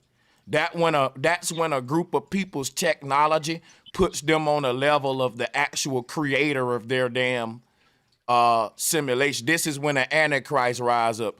He's able to wage war with the true Christ or nature because he's got the technology now to mimic God. He's replicated God. He's studied nature, studied the mind, studied everything that would keep him from, reduplicating this system in his own way, but in a synthetic way where things don't age. Things don't die. Like, if you look at, that's what I was saying about the sexuality earlier. It's deeper than, it's almost like people are getting more attracted to plastic. Like, if you look at some of your favorite celebrities, they have beautiful organic bodies like Lil Kim, Nicki Minaj, and then they think it's more sexy in Hollywood to have a more tranny mannequin Barbie style look with the smush nose and the exaggerated lips with the big old plastic butt. Like, it's more and they so, be selling mannequins. They be selling the mannequins that people can marry and stuff. It's creepy. Yeah, it's creepy. You're right. So I think it's called. I think this. Yeah, the transhumanism is being led through what I'm gonna call Barbieism. And a Barbie doll don't grow old. It don't get wrinkles. They never made an old Barbie doll, one with the gray hair and wrinkles on it, because they got a thing against aging. They got a thing against it. That's why if you look at the food that these people make, it don't age either. You can leave that food on the counter with all them preservatives. It'll stay there. They want to, what they're trying to do. That's what I'm saying. They're trying to make a whole nother world, a plastic, non-brick, biodegradable type earth in the name of what we clean. I'll drop this on you. I was in Tasmania, and there's one bloody section on a person's property got all these bloody McDonald's burgers that have been sitting there for years. I mean, years, and they're still not broken down. Facts. And I'm telling you, for us to be able to think about that, right? They said now the McDonald's burgers it'll take them some like 50 years, y'all, to fully break down. I'm not even bullshitting you on this, man. You know what I'm saying? But check this out, right? We're processing that through our bodies now. And our food is getting more and more, let me say, immortal, because they're seeking immortality. Their spirit, so the food is outliving your ass. The food you eating is outliving you. Now check this out. They're saying that them making us immortal, them cheating death, is basically them preserving or saving the world. But when they talk, it's dual language. Like when they speak about saving, and you think of what happens in a computer, when you save something in a computer and shit like that, it's a great reset where you would copy that thing and make another version of it, but the other version won't be the original. It'll lose certain quality every time you copy it. We know how this works. So that's basically what's going on. The earth is reaching this split to where they're going to recreate their own universe, and people will be able to go into that universe with them through stargates and wormholes, and everybody left behind in this world will suffer. This basically what they, trying to do, because it's going to be unbearable. That's my scenario. But I wanted to show y'all something real quick. Whoever saw that movie, The Truman Show, with Jim Carrey? Yep. Yeah, Creepy. yeah, saw that. Very creepy. Watch this, right? A long time. Now watch this. I noticed, Jim Carrey is a person that has always spoke through symbolism. And one thing I want to say is you got to look at him on top of this stairway into the sky. And in the sky, there's this black cube, or opening in the sky, and he's got his hands open like Jesus Christ. Now watch this. I'm finna show you ancient Christian artwork. You see this picture of Christ in front of the black portal with his hands open? I'm going to see what this man was trying to tell us in a minute. I'm going to tell y'all what I think. Now, here go Walt Disney.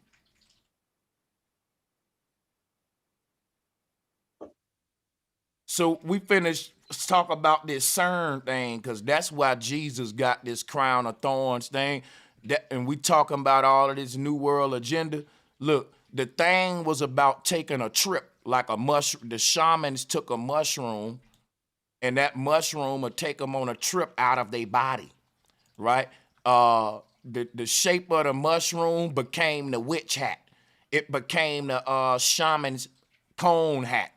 Now listen, the witches can brew up some strong teas with these mushrooms, and if you drank them, you can travel out of your body deeper, further. It can be potent, right? The word potion, potent. Just let me cook a minute with this. Let me listen. Let me do my thing, y'all. Now watch this. In my opinion, in the ancient world, we had got so knowledgeable and powerful with being witches and using these mushrooms and finding ways to open these gateways. And think of it this way, that the potion was like this. The stronger the potion is, the longer you stayed over in the astral realm, but the lesser time moved in this world.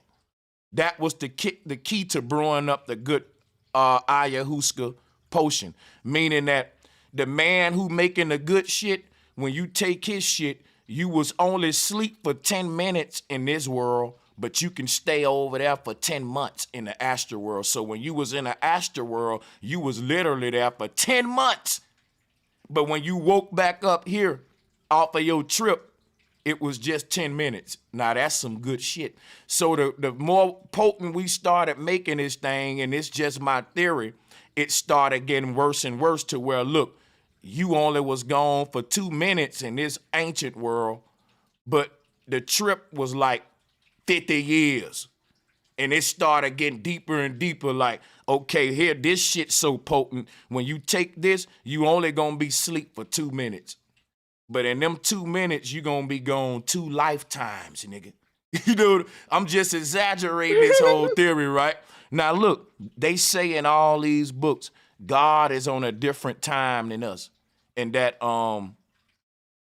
a day to God is like 1 billion years on the earth. We read all that shit. When you dream, like I had a dream that I walked to the store, and the store trip was 10 minutes. But when I woke up, guess what? It was 8 hours. You know, slept for 8, 9 hours. But in that dream for 8, 9 hours, it was just a 10-minute walk to the store.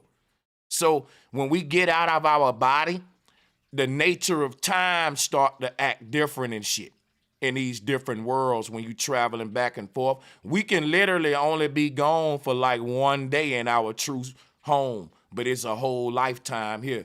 But this is the knowledge of how we started becoming fallen angels, if you will.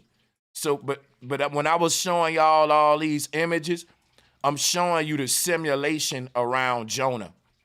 Jonah is genie. And the whale is the world around, the veil around our eyes. It's a dream. When they say life is a dream, death is an awakening from it. The question is, how long was you asleep? Because when you dream, like I told you, I had a 10-minute walk to the store in a dream. But when I woke up, hey, it was 8 hours past. And all of these future sin movies like Demolition Man, when they freeze you in the pod and they wake you up, the first thing they ask, hey, how long was I asleep? In other words, time is something that we create with the mind. And when the mind goes offline, we don't create time. We're not synced to the time outside. We lose our perception of time in sleep. We simply detach from time in our sleep. And look, your sleep got so many different worlds. You know how you ever had recurring dreams? Them is all different worlds, right? And your brain know how to process where the hell you was at in the dream, or you might have the same exact dream in a dream but whatever the dream is, it's always in different worlds. So then you got to do your dreams by multiples. Okay, when I'm asleep, I'm in 100 different worlds. When I'm woke, I'm just in this one. And that's the paradigm to it. But y'all go ahead. Yeah, all of this shit right here was tripping me out because I was like, in all of these images, you got Jim Carrey right there, right? Then you can go and do shit like this. Let me show you some more. All of these the same, you'll see that Jim Carrey telling us something. Let me get this other one here. Here is another image of Christ when they put, pulling from his body and shit to make the communion and shit. But you can see how they everybody on top of this little mountain with their arms open, like in this one here, for example. You see how this in this ancient art here, trying to explain resurrection or whatever, how the dude finally made it out the Tower of Babel or the simulation, and here he is at the top of it, right, with his arms open on top of the steps. And that's why I said Jim Carrey is looking at all of this stuff that we teaching about. Look at this. Look at the look at the God monster up here busting up out the black hole. Jim Carrey is talking to us. And he the only nigga made a flat earth movie in Hollywood that's really the truth and ain't a hit piece and it went over everybody's head. Jim told you on a flat fucking earth and you need to get out by going to the fucking center or the outer ring and shit. That's what he did. He said everybody is, look, this shit is a fake, where the real people is on the other side looking into this world like, damn, man. You know what I'm saying? And all like that, bro. Like, it's crazy. It's crazy when I start going into all these images and you see what Jim Carrey did right there. Hey, somebody wanted the link, bro. Yeah. Shit, some say that we in a big ass planetarium and they call it the mothership and we trapped in this, and that's what causes the dome and the night sky and all this shit is basically really don't even exist and shit. Like we on the mothership or something. You know, it's something to look into, but there's so many different ideologies, you know what I mean? But that would be weird if we was on some type of shit, bro, that's just real big as fuck. You know what I mean? So what you Look, think about what NASA said? hold on, wait. Think about it this way, right? Think about it this way. For you get it, Madon. If he's done, let me get it behind. Let me build with him. Just think about it this way, y'all. When you go inside of a football stadium, they control the atmosphere inside of it. If it's a dome, it is pressurized to a certain point where your ears ain't popping and shit, right? You're basically in a little terrarium. Now let's take the Georgia Dome. Let's make it the size of a whole street block. Right now, let's blow that up. Let's make it the size of a city. Let's start pushing back the walls of this dome, this football arena. Let's make one so big that it's stupid to even try to fathom it. And then you got to create the most advanced lighting system inside of that thing. Now you got to have some very advanced pressurizing technology. The acoustics, oh man, we're in a big ass enclosed like house. And what Jim Carrey is saying is if you go to the edge of this bitch, bro, the sky will literally run out and its back doors and front doors out of a big ass arena. And behind this world is a whole nother reality, a whole, you know what I'm saying, layering system, worlds inside of worlds and behind worlds. Yeah, it's like that old flat earth pic with the guy looking outside. So what y'all think about? So what y'all think about what Artemis just did? When it going past the moon and it showed the Earth in the background rotating. What y'all think about that? We don't think about that. We want to hear what the sister was going to say. I was just going to ask you if you heard about Terrence Howard when he was talking about that flower of life, pretty much similar to what you always talk about with the links and how it all is just a revolving thing. Because he was coming out trying to speak too, and I noticed ever since he said that, we don't hear from him no more. It's like they want to silence him. Well, you know, Terrence Howard made his own model of Saturn or some shit like that. He some kind of weird shit. But yeah, I ain't really heard much about what you just told him, said a minute ago about what he been doing. I ain't been keeping up with him since. It was basically what you always say. He said it was secret science, but it was basically, I can't explain it as good as y'all, but how it's all linking back. It's basically about the flat earth and the center and the centrifuge.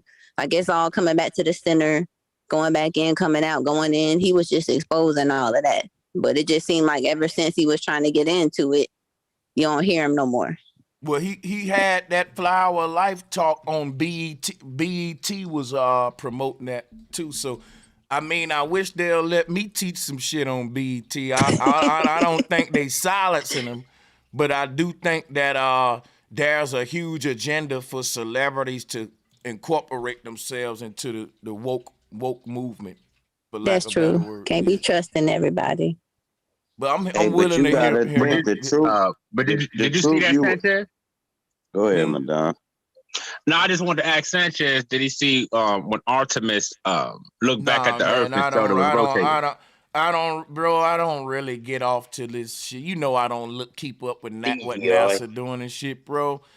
Come on, man. You it's like asking a Christian did they see the once, I don't know, man. I don't know. But, bro, no, I didn't see it, brother. You gonna hot and light me every time. I don't keep up with it, brother.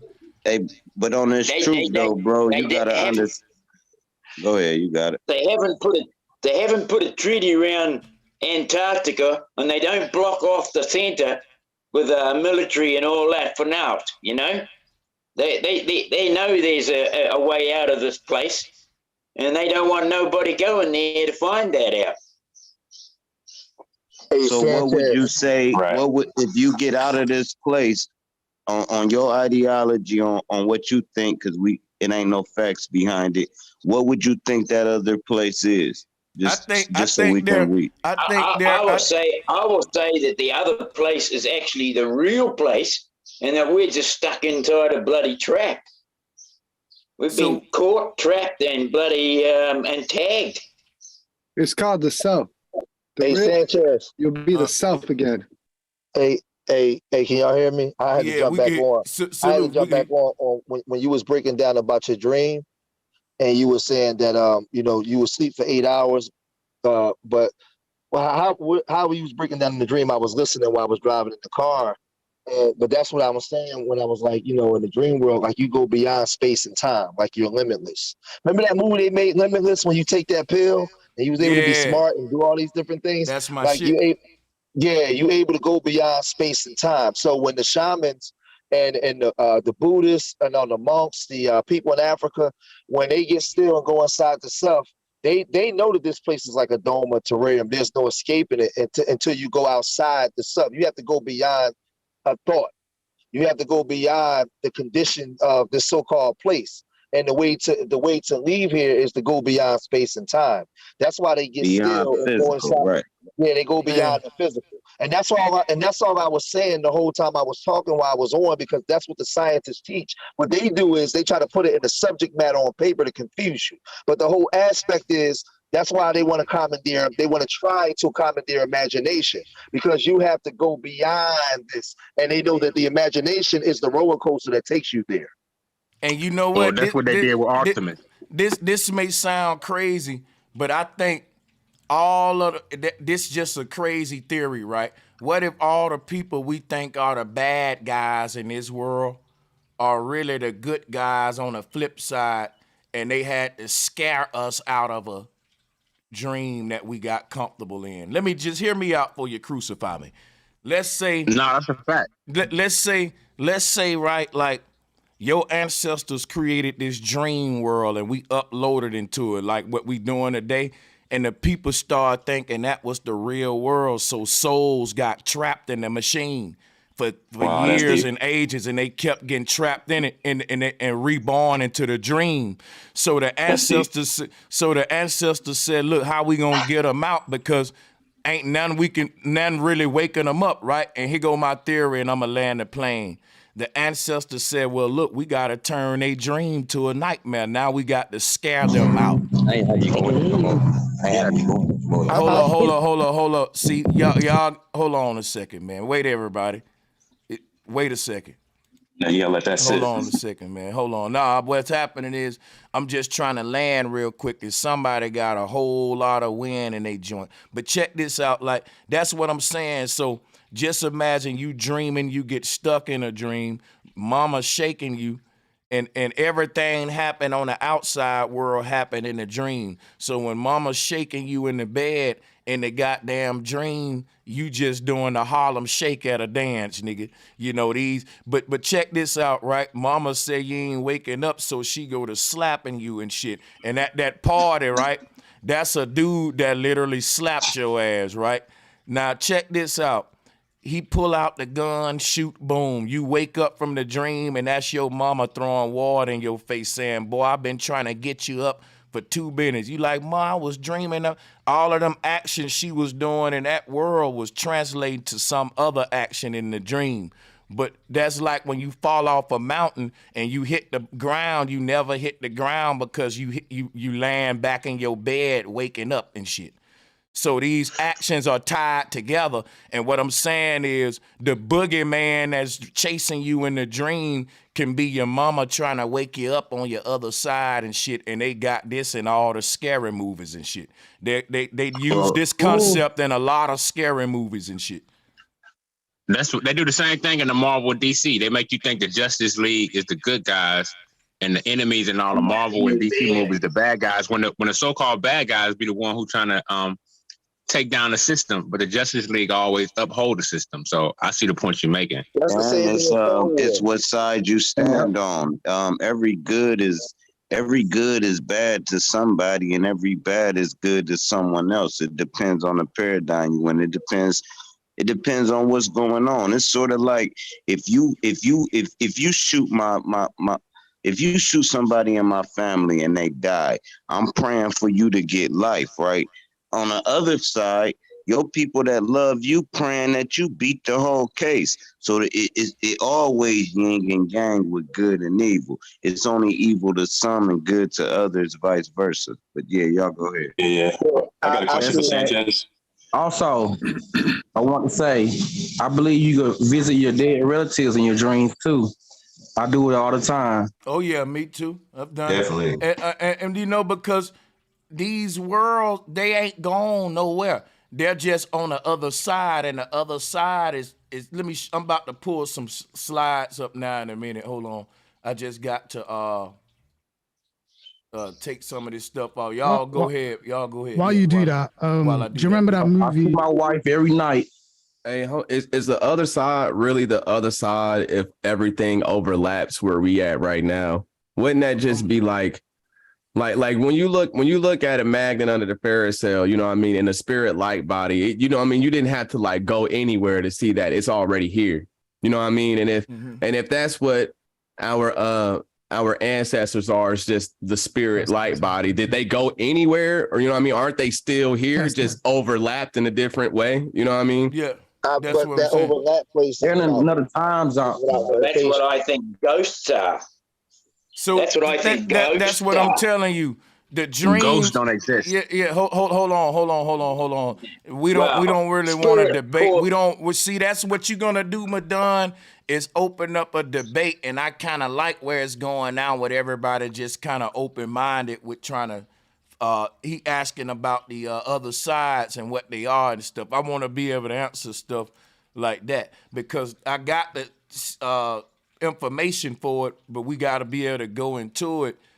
Before you say ghost ain't real, we need to understand what do we mean by a ghost or a spirit, or what happens to the essence and energy of a loved one when it leaves the body. That's what we're talking about, the ghost or the Holy Ghost, even your Bible referring to it. So let's just move on from that, but let's talk about what Troopy was saying. What are these other sides, y'all? And I want to break them down to the brother with the slides and stuff, because it's simple. Like when we saying other side, people may say, well, that's separate, but it's like the other side of your bedroom wall may be your mama and daddy bedroom. That's why I always pull up these images. I'm about to show them here, right here. These worlds are flowing over. They all stacked like a layered cake. You know, we got 7-layer cake, right? You ever had it before? Good shit, by the way. The thing about 7-layer cake is it's dealing with the earth, man. It's dealing with the 7 heavens. And all of these layers are tethered together. They layered over each other and shit like that. You know what I'm saying? They ain't separate from each other by being stacked upon each other. It's just a matter of when we say what separates the ocean from the land, you being knowing how to swim versus knowing how to walk, you knowing how to drive versus knowing how to sail, you learning how to transform your technology to something that's compatible for this medium called the ocean versus the land. And there are other mediums besides the ocean, the land. And when we talk about these ethereal boundaries, it ain't that we separated by that. It's just the technology you need to explore these areas, like a scuba tank or like the submarine. And that's what we're into now. We're creating the technologies now that's going to allow us to explore these different ethereal layers and parallel universes. That's what CERN, Neuralink is. Like when we wanted to deep dive into the ocean, we had to put on a scuba helmet. When we want to deep dive into the astral world, we're going to put on a Neuralink helmet. It's just different ways and different technology that's going to allow different forms of exploration in different ages. And now we're in an age of exploring the realm outside of our body. Now, that's where science is going. But at the same time, we're having a natural awakening to that realm. It's naturally happening. So it's almost as if science is battling that natural awakening, because we know they have a synthetic agenda for everything, and that's going to allow them to control everything. As long as they ain't saying we don't want to stop you from doing it, we want to restrict your travel instead of you going out of your body and you going to these natural ethers that connect with your dead loved ones and people in the ethereal realm, like somebody said, visitations from your dead loved ones and dreams. In the future, they saying you can program your own dreams and you will never go out of your body to these other ancestor lands. If your grandma trying to talk to you, your shit blocked up, she ringing the doorbell and ain't nobody never coming. And they telling you that if you want to visit your loved ones, you basically got to use technology. It's that they want to control this shit, because people are starting to talk more and more about, man, my loved one died and they visited me in a dream and it felt real. And I know these people ain't lying. It happened to me. These gifts are gonna get stronger and stronger, to where we're gonna literally be, these worlds are getting more and more connected. You know what I'm saying? So for them to stop that natural awakening, they got to act like they connected and that they waking up too. All the celebrities got to act woke and shit. They got, all the celebrities got to be like, you too, I had an out-of-body experience. And I'm like, hold on.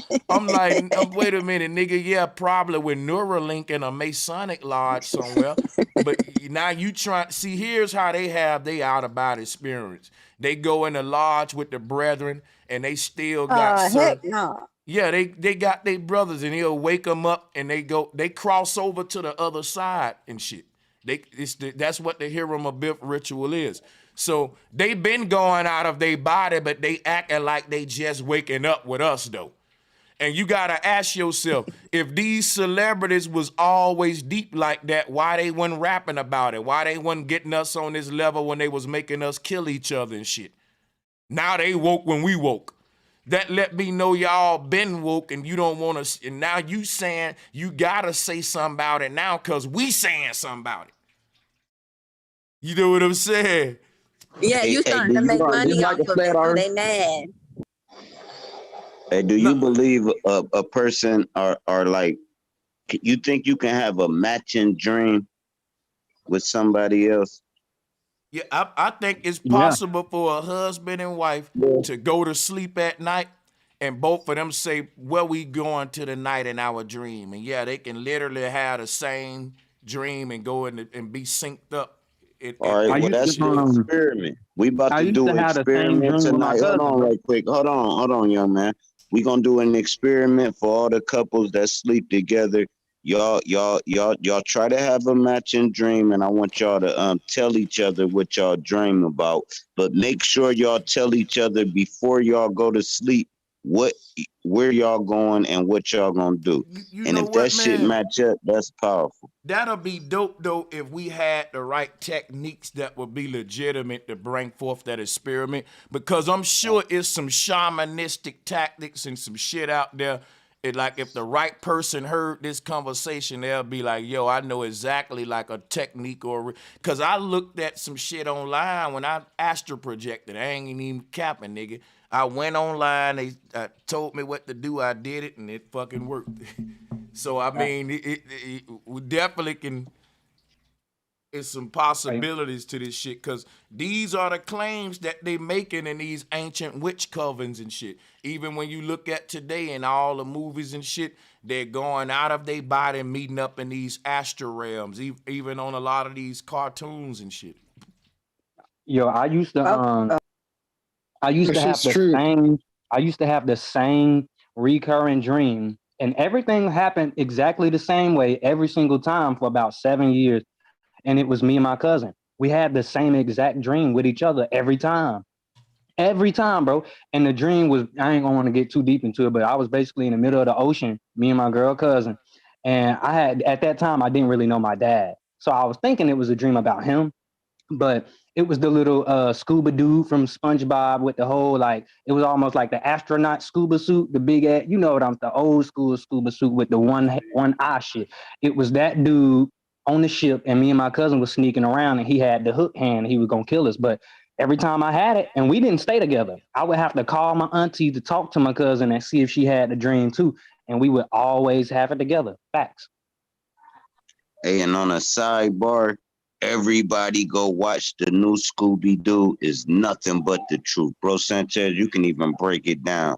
It's the animated Scooby-Doo, but they do nothing but the truth through that motherfucker, and they use Scooby-Doo as the symbol and all this. They show how Scooby-Doo sold his soul, all this, bro. It's shit dope as fuck, but go ahead. Y'all go ahead. That was a sidebar. I wanted to add in something too real quick. When you was talking about Sanchez, when you was talking about the ocean and like versus like, okay, so the out of body experience, like being like versus the ocean and being on land, that just reminded me of something I was talking to one of my friends about the other day. Like we were just having like a high moment, and we was thinking like, is swimming like walking, like how you just said, oh, if you walk or you swim. But really, if you think about it, like in the ocean, okay, yeah, there's fish that swim, but that's kind of more like flying. Yeah, that's more like flying than it is. Because like think about crabs. I seen this, I was kind of tripped out because I didn't even know crabs could do this. Crabs can swim. I thought they just like crawl around on the floor. Like they can swim too. So when I thought about that and comparing that down to what you was talking about, like the different ways that people be maneuvering in the different realm, it's like the fish are limited to only being able to be on land because all they can do is swim, or like, you know, all they can do is breathe however they breathe with their gills or whatever. But, you know, there's different entities in the ocean that interact differently with the ocean and aren't limited the same way that others are based on how they, you know, came about or whatever. But I was just tying that into what you was talking about. And also down to the out-of-body experiences or whatever, not just with sleeping naturally and stuff like that. People talk about it all the time because we can talk about deja vu, all type of stuff with dreams, things like that coming into fruition, things like that, sharing dreams. Like it's been many times where I said I dreamed about something and I told somebody about it and they said they dreamed about something similar, the same exact entity or something like that. But also, you know, when people do different like psychedelics and things like that, they also be talking about how they be sharing the same experiences, seeing the same things, like interacting with the same entities that be out there. And I also noticed that a lot of people, when they say they do like DMT and stuff like that, they said they be seeing gnomes. And when you think of a gnome, what you think of? You think of like, you know, those little fat dudes with the beards, or you know, just little entities like that. I don't know. I think all this stuff ties in a weird way, but you have to really catch like the symbolism behind all of it, because I think that all of that ties in. Because if there's people that's using, you know, certain type of medicinal properties to, you know, push them forward ahead to do certain things in a realm that other people, you know what I'm saying, either they don't know about, or it's not legal, or, you know, it's bad, or you get what I'm trying to say, it's not regulated the same way. They got rid of a lot of ancient knowledge, like things like that. And only a certain group of people is able to maneuver and learn certain things about what's going on in these realms. I think I honestly seen Joe Rogan. I don't really watch him no more, but I seen something about Joe Rogan talking about how it was people in the CIA or something like that that was trying to like, or in the government something, they was trying to figure out how to use psychedelics in another realm to talk to aliens or something. I don't really believe in aliens personally, but what I'm trying to say is like tapping into that other realm. They got they got like CIA operations where they use the that out of body experience for I think they call it remote viewing. And yeah, because like they can't tap into it naturally. Like just how Kyle said, you go to sleep and you deal with these experiences yourself, but you might have like a completely way more vivid experience on the medicine, and you can do stuff way more than what the average person does. I got a theory about that. I think that they're going out their body, but I don't think they're able to do as much as, like you were saying, they might have limitations due to whatever. And my theory is because they're not doing it the natural way. They're using what they call hemi-syncing or different auditory sounds to kind of induce themselves into that state. which is I could imagine that too. I could imagine that too from personal experiences. I'm not gonna get into that, but I could definitely imagine that. The whole thing about going out the body is where you're going.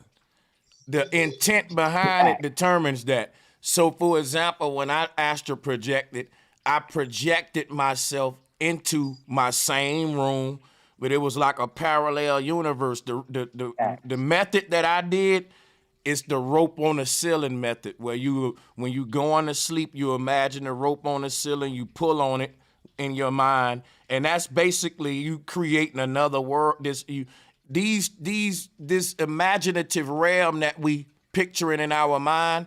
Like if you can picture you in your same room, same everything right now, but different clothes on, and in like an alternate universe, guess what? You ain't just making that up. You just channeled a whole nother version of you, and that's literally another universe with you in it. Now, guess what?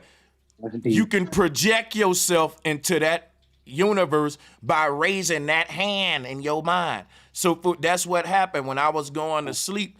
The version of me in the bed was dozing off, but in my mind, another version of me in that same bed, in that same room. But in this room, there was a rope from the wall. I'm pulling on it with my hand. And I ain't think that shit'll work, but it did. It got me out of my body. And I realized later the secret behind the technique is basically, if you can imagine this other parallel universe, you can project to it by focusing your thought and intent on it as you fall asleep, and it literally worked for me.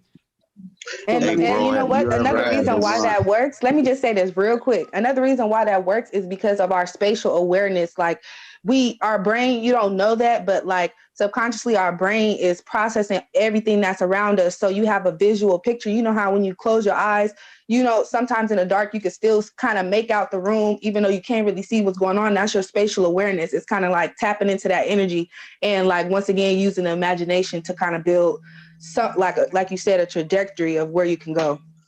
Yeah, bro, Sanchez, same thing. You know how you know it's hold on 1 second. One line, my bad. Sorry about it. But look, how you know it's two worlds. You can be caught up in that dream world, and you ever had to wake yourself up?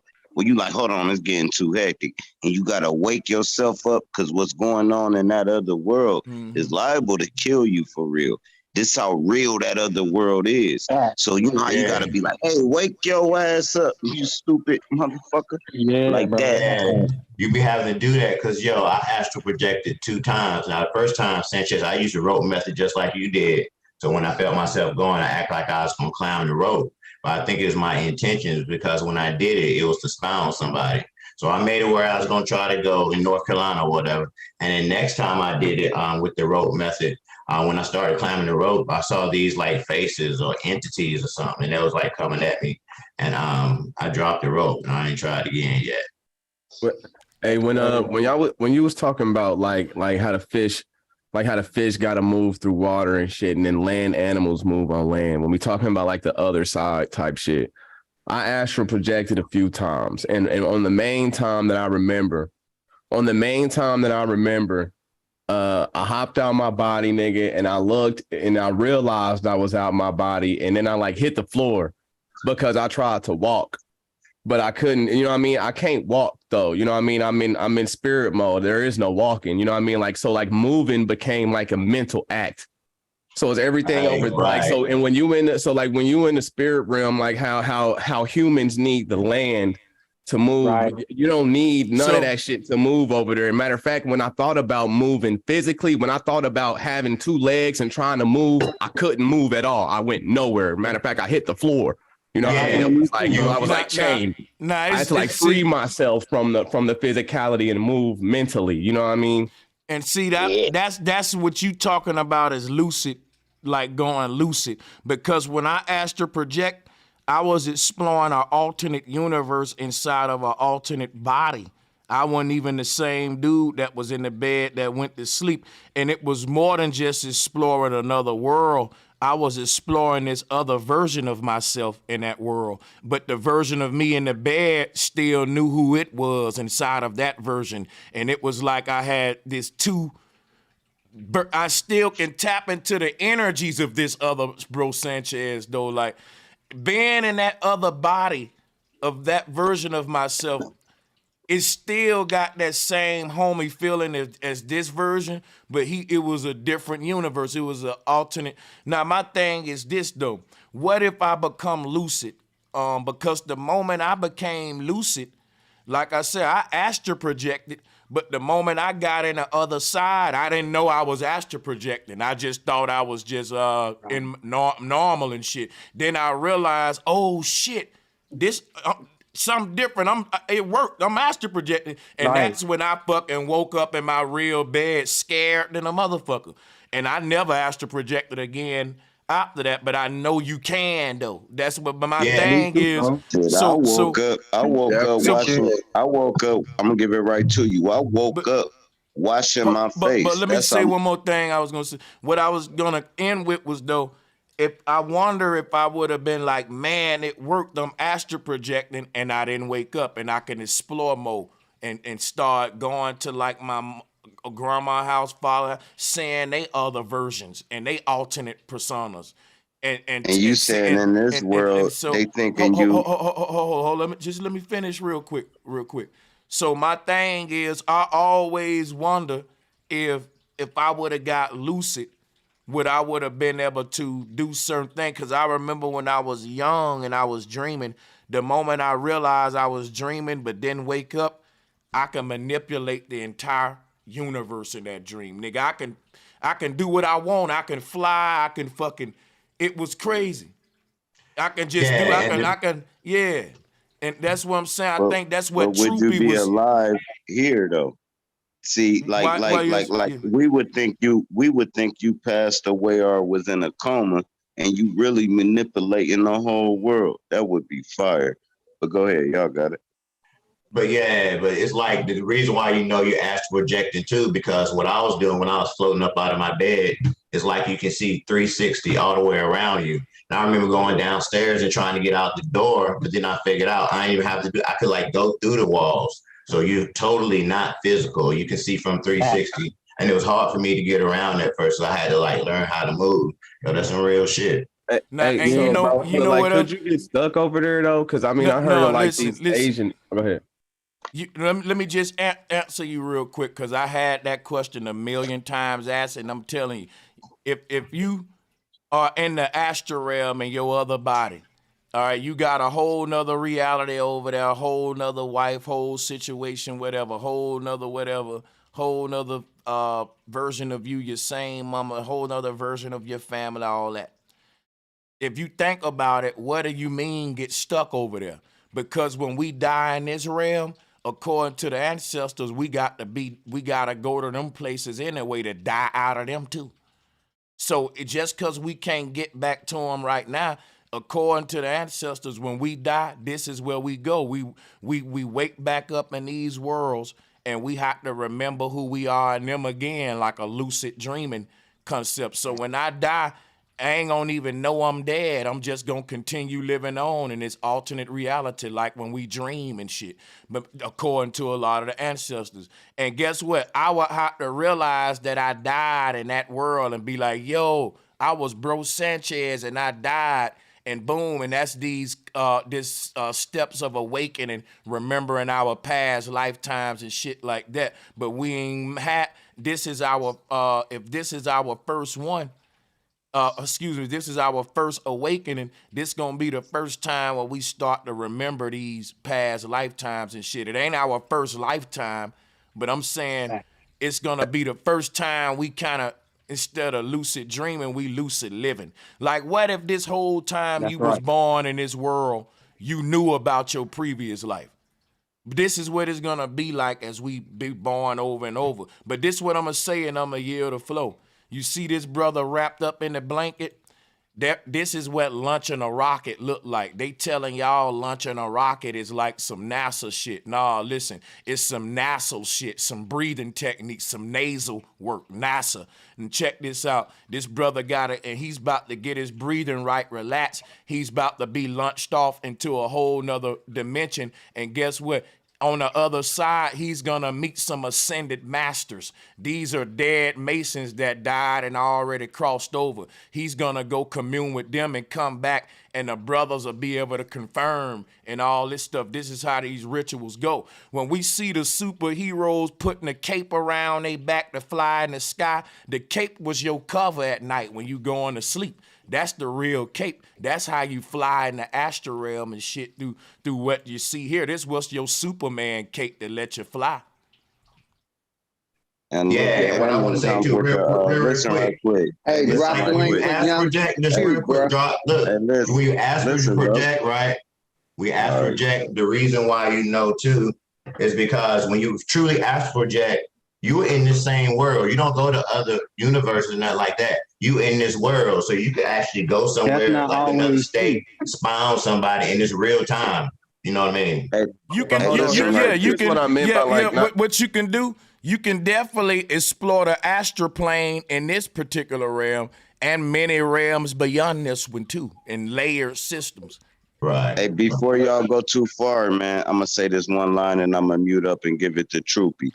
That's what mummification is about. They felt if they mummified your body, they can do the stem cell research and bring you back as your soul go through the gauze of your body. That's what mummification is for. So cool, as they wrap your body up and you pass away, as you try to leave, they're trying to capture the essence. They've been doing this shit since the ancient days. This stem cell research. We thinking this shit is some modern technology. No, they've been doing it. Why you think Akhenaten look like Obama? Why you think they bringing these same genetic traits back? We think they incesting. No, they're growing babies with the DNA of these motherfucking lost prophets. Hey, but cool, go ahead. Remember how I was telling them a while back that the rocket shaped just like your nose and NASA is nasal? And the real knowledge is breathing and out of body. That's how you get out this bitch. And they changed it to this new false religion. But I'm telling this shit, I want to go deep with y'all. Go ahead, Troopy. Yeah, there was when I meant by like, can you get stuck over there? Because like when we like a lot of times when I'm in that mode, I always scare myself out of that mode because you know what I mean, I don't want to get stuck over there. I got shit to do over here. I'll be feeling like. But they had these monks, man. They had these monks that it was a like a specific practice. They would drink like a certain tea for a certain amount of time, nigga, and they would put them in the ground, bro, and they would ring this bell until they were like out of body, and they would keep the shit underground and shit. And they still got a lot of these like monks and shit, and they didn't like wrap themselves like mummification or nothing, and the body is still preserved. Let me show you there though, but they've been gone for years though. You know what I mean? Let me show you some Troopy. I touched on that a minute ago, but let me show you something deeper though. What you was saying a minute ago when you was like you got things to do over here. Now watch this. The people in power. Let me show you what they are. When we say they're archons and these different satanic beings, this is what they are. You ever, Trooper, you can unmute. You ever been out of your body before? I think you was just saying how you was out of your body, but you in that other realm, you don't really want to get stuck there. And I can't front me neither because I ain't gonna lie. We're attached to I think this may be our greatest manifestation here, even if we take the good and bad in it. Because every time I got out of my body or whatever, I always ran back here. You know, even in this dream or that dream. So we come, you know, but my thing is this, right? What if, you know why, and I'm going to tell you why. When I was out of my body, I realized, damn, do I still know how to make beats the same way I know how to make them? Because if you get to the other side and don't know who you are from this side, if you ain't lucid and that version of you ain't even opened up Fruity Loops yet, that's like, but think about it, what you don't know won't hurt you though. Because before I knew it, I ain't care about it. So if I'm in, but think about it, here's what you saying, Troopy. You saying when I get lucid, for example, and I'm like, oh, I'm Bro Sanchez. I done manifested a whole following and a community that I love, and I'm a producer and all that. But here I am in this other parallel universe where I'm just a security guard who's not making beats and not even online, just a regular dude. And so I would feel fucked up in that dream, like, whoa, I gotta get back to Bro Sanchez. I gotta get back to fucking, the beat store. Yeah, bro, niggas got killed. As soon as I think about my son, I be like, what the fuck? I got you. Remember your son over there too. That's why I said, don't trip. You will actually go and see that your son is there too, but it's another version of him and your mama. How you think you get in that world, Troopy? You was born there. That's another version of you. Your mama there, your daddy there, everybody there. Don't trip. This is what I want you to look at, Troopy. Here's what the people in power are. They get to the other side. They become lucid. They become Luciferians. They remember all of that great knowledge from this world. But they go into these astral worlds where they themselves in that form ain't that advanced. They family members ain't that deep or advanced yet. The world ain't is like, that's why we want to get back. But instead of them archons leaving that what we call a baby universe, guess what they do? They start advancing technologies in that world and becoming God there. So my thing is this, I'm not gonna even cap to you. The next time I lucid dream and I'm in the astral world and it's one of these little worlds that's behind like that, and I know in this world we already got Neuralink, iPhones, look the way I make, nigga, and if I end up in an astral world and ain't none of that stuff there, but you know about it here, here's the fucked up part. Y'all probably end up be the next Elon Musk, Bill Gates, Yamaha, you're gonna end up being the archons there. People gonna say, where's they getting all this technology from? It's because you're an interdimensional being. Part of you living in this world, part of you living and you going back and forth. So when you sleep in that world, you wake up in this world. And when you go to sleep in this world, you wake up in that world, and you just bringing information from them both. And people in that baby universe like, this nigga is a genius. Yeah, you a genie, you the jinn, you the archon now, you the Luciferian. That's fact. Hey, would daydreaming be tapping back? Would daydreaming, I'm gonna give it right to you. Would daydreaming be tapping back into that world you would sleep? Because we really don't know what we was thinking about when we get caught daydreaming. We go in the days. Daydreaming, well, just to answer you, daydreaming ain't going deep enough into REM sleep to talk about leaving, like fully leaving the body and being like in the astral plane, like I was just explaining. So for example, hold on, I'm gonna land right here. You asked the question, let me land right here. So just to give you a legitimate answer, we're talking about how to navigate in the Marianas Trench. And when you go to daydreaming, we going back up to build sandcastles and all that on the shore, basically. Now, listen, because some be, hold on, bro. Let me respond. Now, listen, now, when we saying daydreaming, right? We don't actually know what we daydreaming about. So the question would be, as you woke right now in this physical realm here, are you daydreaming in that world? But let me give you an example. I can use this world to practice leaving my body. I can actually go to work before I go to work, and I can picture the whole work thing. When I go to work, it's the same thing. So I actually astral projected ahead of time. So and that's what's going on now, is what I see happen a lot on YouTube, and it's trying to make your own sort of definition for what astral projection is. To compare astral projecting to daydreaming is a no-go. It's actually gonna move the conversation, set the bill back. Everybody know, like, these are two different ball games, man. I ain't trying to really debate you or act like I'm smarter. I'm just saying, hold on. Yeah, I was just saying I've daydreamed. Hold on. I was saying I daydreamed before, and I also astral projected before. And what it take to do one versus what it take the other one is totally more complicated.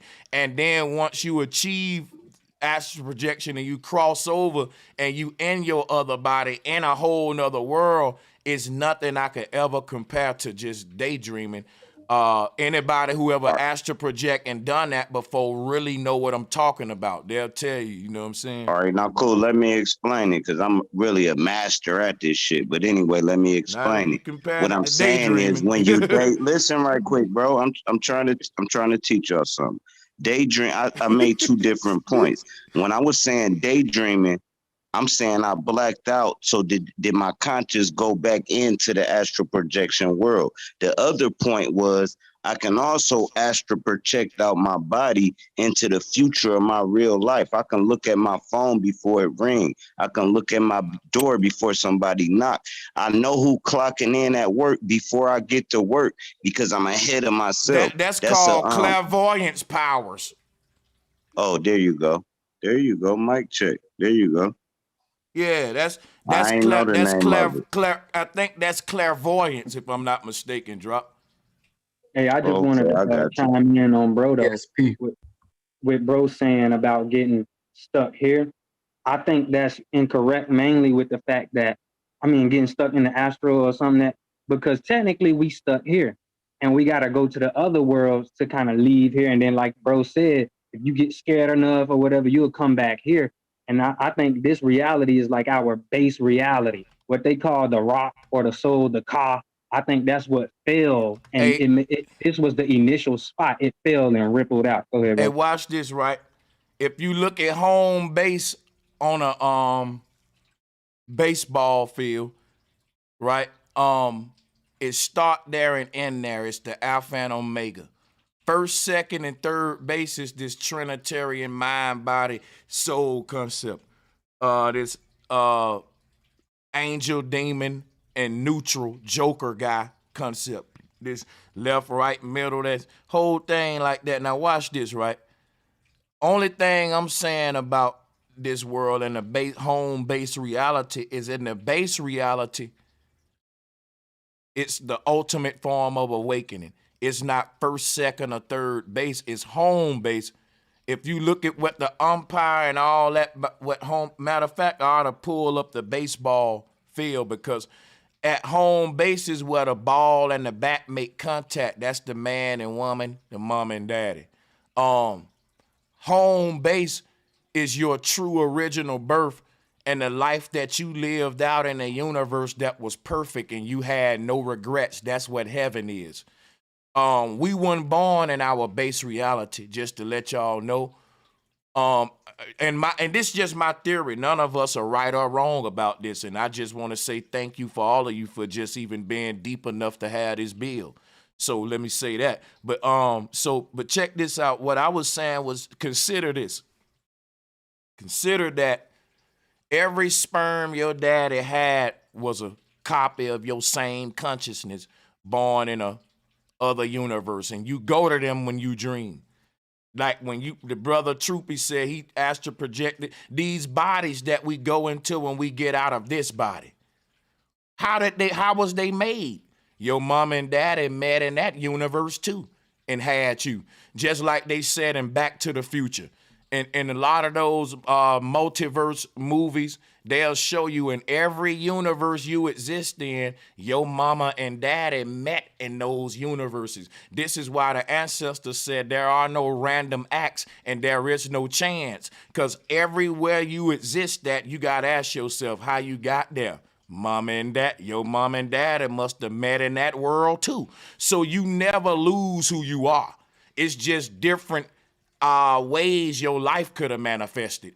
And that's what the universe did. It had to use the process of elimination to maintain the code of infinity. Because the code of infinity says anything that can happen, in order for the universe to maintain infinity, if it probably can happen, then the universe got to act that out. So the universe created all of these infinite motherfucking versions of the universe and put you in each one.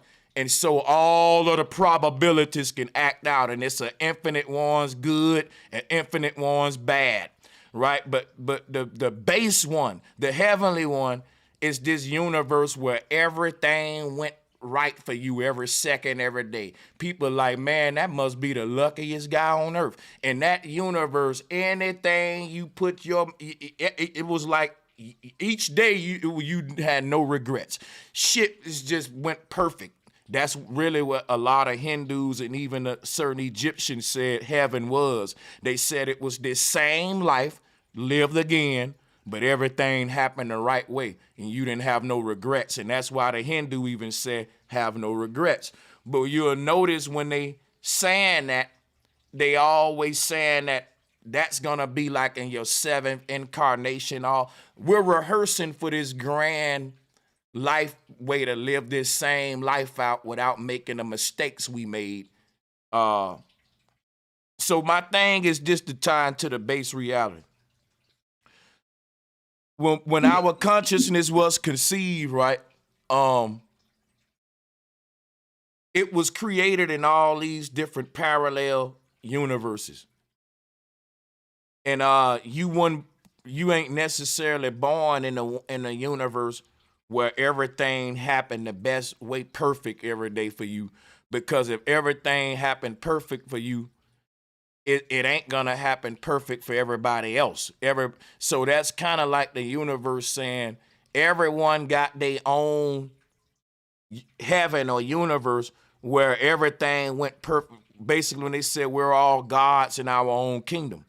And each of these steps of incarnation is us rising up to that perfect, like an actor who acted out this script so many times that he can't do nothing but get it right. He ain't gonna have no regrets because he rehearsed it so much. He happy about every take. We ain't saying no do-overs, you know what I'm saying? And that'll be the grand finale at the top, if you will. But yeah, that's kind of dope. I like that. But the only problem I have with it is that the world is in a bad, it's not on the right paradigm. It's been knocked off its trail. The whole world has. So how can you have a perfect incarnation if the world needs to be corrected too? That's what I'm telling you. Let me answer the man, brother. He talking to me. Man, let me get him. So the thing is this, you'll never make a perfect world. It's about making a perfect you. So my thing is this, I think that the world outside is like sandpaper that we rub up against so we can smooth out our own self, but you may never get the sandpaper smooth. In fact, if we smooth a sandpaper, it'll stop making us smooth. Now we need some new sandpaper. This world is like a furnace, and we're the gold, and we being purified through it. This is just in my opinion. No, I know, and it's totally real because you inadvertently you'll go through enough reincarnations or whatever, you will figure it out. You know what I'm saying? So that's what the Hindu it serves that purpose. It serves the purpose of it makes you like have to be sharp. And that thing you said earlier about how it's the mother trying to shake you and wake you up. And I agree with that too, except it takes even many lifetimes of it. You know what I mean? Like it's so bad that after a few lifetimes, you'll start to realize something's wrong with this world. And you'll start to do what then that's when you start to do what the Hindus talk about, which is starting to meditate, get to the self and higher levels. So you can remain in the self when you die. You don't have to, you'll know what's going on because we get drawn back because of our unawareness and our ignorance. What happened, and you know what I think? These Arconians are people that they lucid dreamers. They're not from this world. It'll be like what I was saying earlier, like if I'm dreaming and I'm lucid dreaming, and in that dream, I'm ahead of everybody. I'm even ahead of the president.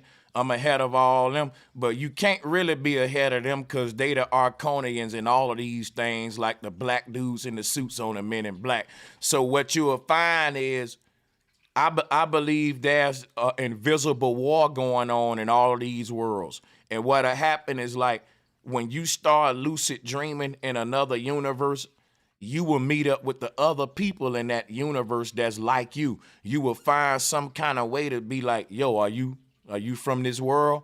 People will be like, what do you mean I'm from this world? You're a crazy man. But somebody gonna come up to you and be like, yo, come here, bro. I'm not from here either. I'm from the other world where you from too. I'm lucid dreaming too.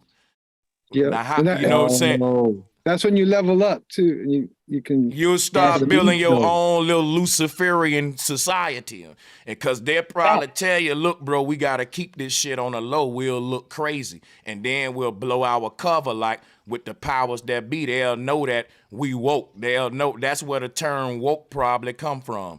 They'll know that we woke, right? We can't that because that'll be good for us to be in that universe." And we woke just like the government and the archons in power, but we can blend in with the sheep and they don't know we Luciferians too. You know what I'm saying? Bro, but let me ask you though, would that mean, ain't that what the Hebrews, like the original Hebrew would kind of be a symbol of?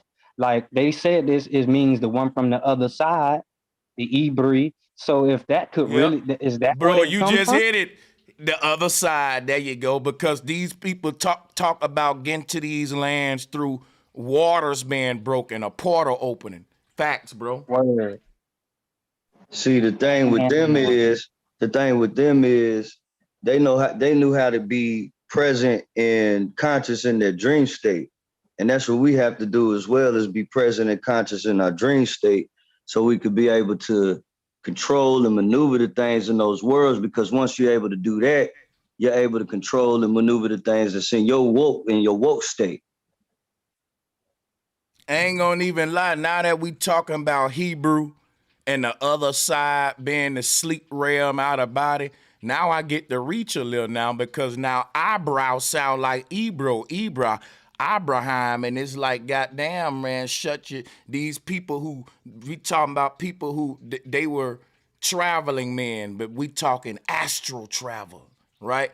And they traveled by way of the lowering the eyebrows, or, I'm just reaching here though, but because the words facts, bro. You know, that's facts. Cause like you was going in the other day, you was like, yo, these the pirates. They're traveling through the oceans on ships, which is like Merkaba. When you astral travel, you gotta have your solar ship, and they're traveling to these other realms, taking shit from these realms, taking over, colonizing the realm, bro. This shit deep as fuck. Exactly.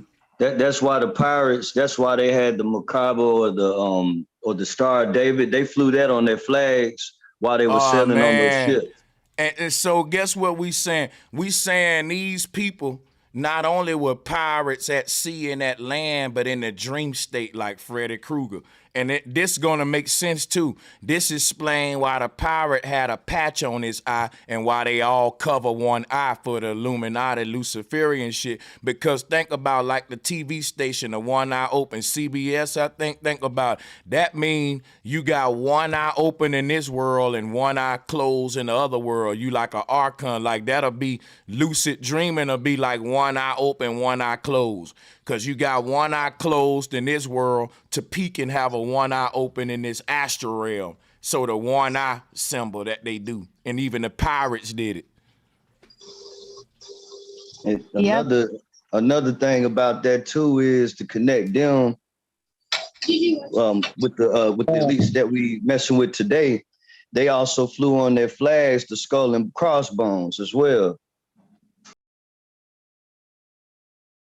This is real crazy. Yeah, I remember them. I remember them doing a documentary where they tried to say that we was all crazy, and there's a part of the brain that makes you feel like you were astral projected, makes you feel like you had a near-death experience, but we're crazy. It's crazy because all of the ancestors was like, death is awakening, and they try to make it like that's just poetry. That's poetry, right? But that may be some shit to take literally. Like, think about what we saying now. We're literally saying, yo, death ain't nothing but you awakening. But they literally throw statements like that in the realm of namaste and just new age poetry and shit. And that your dreams is just in your mind. You ain't no loot. All of this stuff we saying is laughed out the room. Yeah. And it's crazy, man. And you were saying on a live stream before that the natives was deep into this, and they had like traditions and stuff that would show you they had the knowledge of the other world, the death, if you will. And I was thinking about it when you were saying that the Hispanics got a whole thing, the Day of the Dead, where they kind of got a ritual for that. So that it makes sense that the skulls and bones and all of this, the crossroads, the ones from the other side, that these are the people who kind of study the death world, or the world you go to after this body is no longer useless or useful. And the monks even did it, like bro was saying, the other bro, he was saying that the monks wouldn't even preserve their body, but somehow it would be preserved, and they would be in this deep meditation, astral type of thing. That shit, bro, this shit is going hard. Hey, Sanchez, hey, y'all, check this out.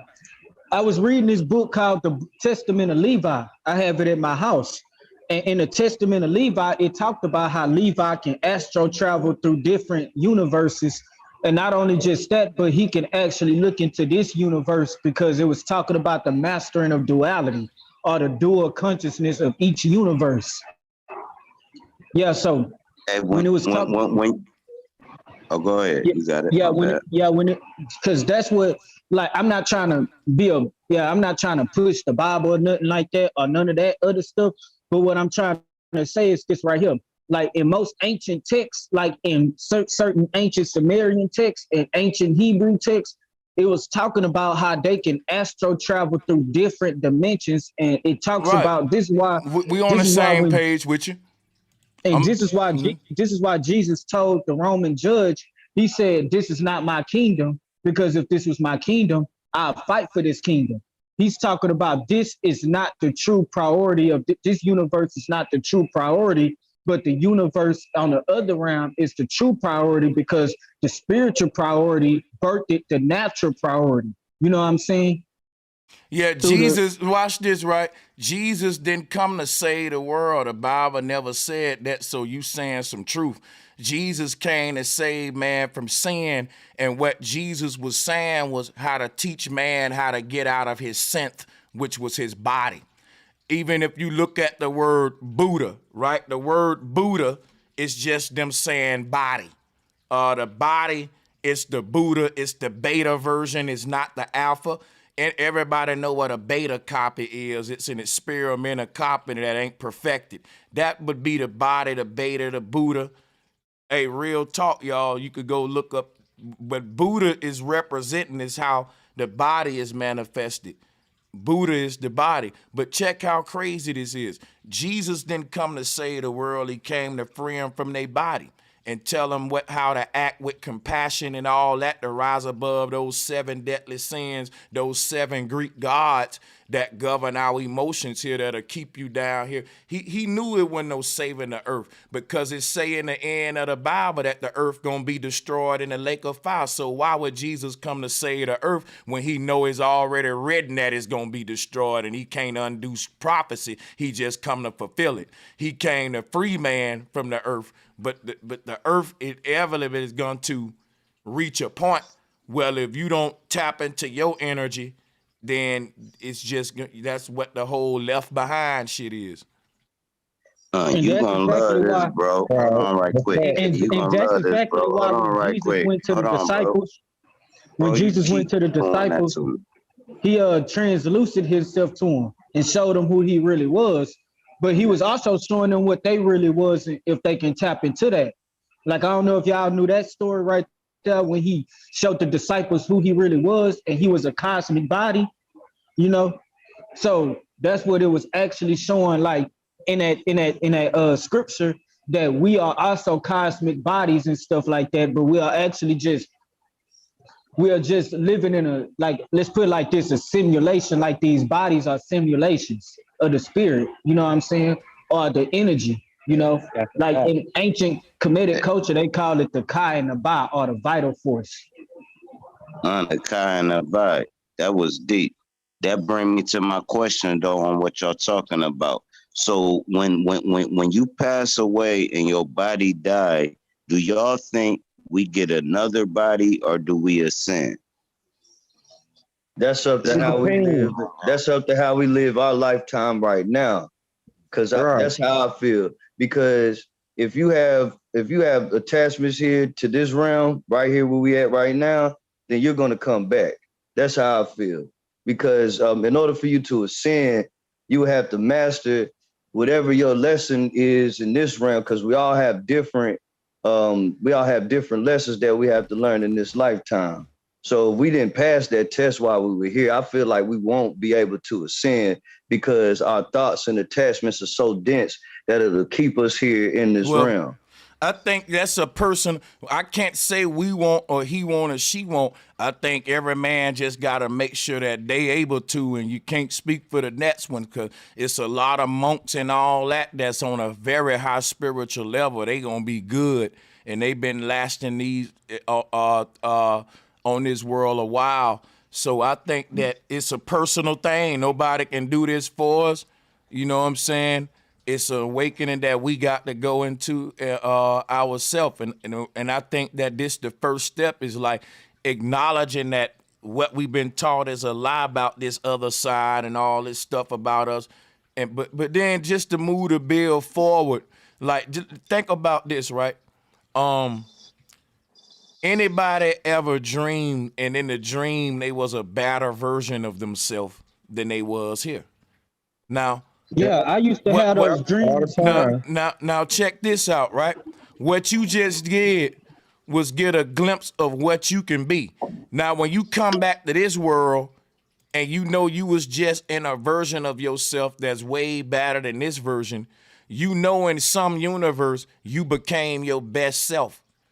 And you cannot catch up with that universe until your consciousness ascend to where you already are. In other words, everything already happened, past, present, future, all the possibilities played out. But wherever your consciousness at and the state of vibration you in determine which universe and parallel reality you born into. And no one is really born in their first incarnation in their perfected form. But the dream, why I ask you that, because we get a peek into it. In these dream worlds, you'll see, damn, I didn't have a lot of attitude. I love that version of myself. He was more calmer. He was nicer. And then you wake up to the dude in the bed, he cussing everybody out. Guess what you do? You look in the mirror and you say, man, I need to become that version of me in a dream.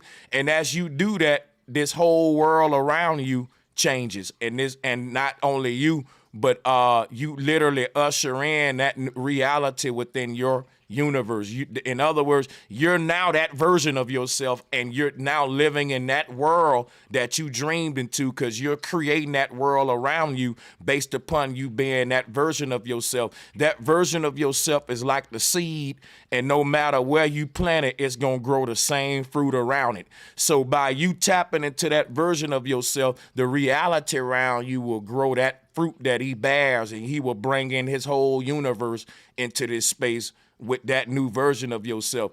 Everybody you interact with will notice the change, which it'll affect everything in the universe around you, because one change affect another one, and it's a big ripple effect. So that's, you know what I'm saying? It'll make sense. Yeah, because before y'all say anything though, I gotta tell you, bro, that was not fire. But your boy, listen right quick. Your boy Q really want the link, so just post it for him. But that was fire. I'm in here, bro. So my thing, okay, that was fire, bro. Okay, yeah. So that was fire, okay. bro. What I want to tell Sanchez was right. Yeah, that definitely was fire, bro. And I was just saying what y'all was just talking about. That movie I had told y'all to watch, Everything Everywhere All at Once. That's exactly what they was doing. Yeah, it's like they would do something like, in order to sync their consciousness into a different universe than theirs, or alternate version, they would have to do something irregular and wild to break the normal stream of what's going on in their current universe, and then they'll bite down on a piece of gum and hit a button on their Bluetooth, and then it'll put them into the other version of themselves. Like basically, you gotta do some wild, fucked up shit, like chug a fish tank full of water or some shit.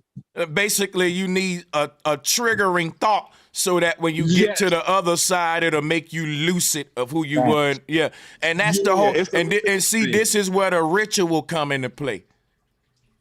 This is what the ritual is about, y'all. Oh, that's right. Especially with the movie is because technically what that is they have to do a little miniature ritual to tap into that other self. That's deep, bro. Damn. Well, psychologists, they They actually have a word for when you wake up. They call it derealization. That's when a person look at their surroundings and it don't even seem real to them no more. I feel like that happened to a lot of people when they wake up. Everything just seems fake. And that's like, right, I go to sleep tonight and I'm dreaming, right? And in the dream, I don't even know who I am, bro Sanchez or none of that. But I'm walking around outside and I see a car go down the street, right? And the car got some golden wings or wing compass on it. But it means some totally other shit. It's like a rim company. But I'm like, that logo look familiar. And the moment I start to question where that logo come from in the dream, I'll be like, oh, I'm lucid dreaming, nigga. I'm bro, that shit, oh, that reminds me of, it remind me some in a whole nother lifetime in another universe. These things can connect, but they may have different meaning in the other universe of why something may stand out to you in a dream. And then that may be the triggering thing that's trying to wake you up and get you lucid in that dream. You know what I'm saying? In my dreams, when I be lucid dreaming and stuff, like at first I wouldn't be lucid dreaming at all, but then I stopped and then I started calming myself down. Then that's when I effectively know that I'm lucid dreaming. And I'd be like, okay, man, this is a good ass dream, but I know it's probably like 2 o'clock in the real world in the morning. So that means I got 7 hours to handle business and try to get rich before I wake up at 7 something in the morning. You know what I'm saying? But here's the thing, but let me ask you something though, Sanchez, or anybody who think they got the answer. Do you think that it's possible? Of course, in the reality we have right now, it haven't been seemingly possible. But now that we're talking about this, is there in any form or fashion possibility in your imagination, whatever? Do you think it's possible to bring something tangible from that alternate reality or different world? Yeah, so this is how it works. Not just a thought, though. Watch this. This is how it works, right? This is how it works. Nothing starts off just tangible. There's nothing you can point out that's tangible that didn't start from a thought. So you asking for something that you couldn't do in this universe for you to be able to do it in another one. You can't even make nothing tangible in this universe without a thought. So that's gonna happen no matter what universe because why? That's a universal law, meaning all the universes got to follow that one. So this is what happens. We bring in another universe, right? You may be a fucking martial arts teacher. And you may fucking start a lucid dreaming in that universe and you wake back up in this universe and you don't even gotta learn martial arts. You remember how you was moving your body. The muscle memory is there. It's almost like how Neo learned in the Matrix. It's like they like, man, that nigga just woke up knowing martial arts, and he never went to school for it here, went to no gym, and you like, bro, in another universe, I'm a fucking sensei. And like, nigga, I lucid dreamed in that universe and I brought the knowledge back of how, think about it, if you lucid dreaming in that universe where you know martial arts. But the version of you in this universe, right? Listen to me. He's a plumber, right? Not a dude in the dream who know martial arts. All of a sudden, he know how to fix toilets now, up out the blue. Never went to school for plumbing. But now all of a sudden the plumber know how to kick ass and fight now up out the blue.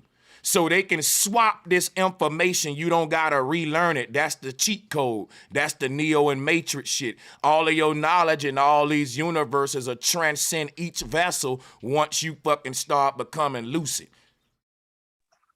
Bro Sanchez, we all know what he really wanted to know was, can we go to the alternate universe, get the $1 million really wanted, and bring it back? Yeah, but guess what though?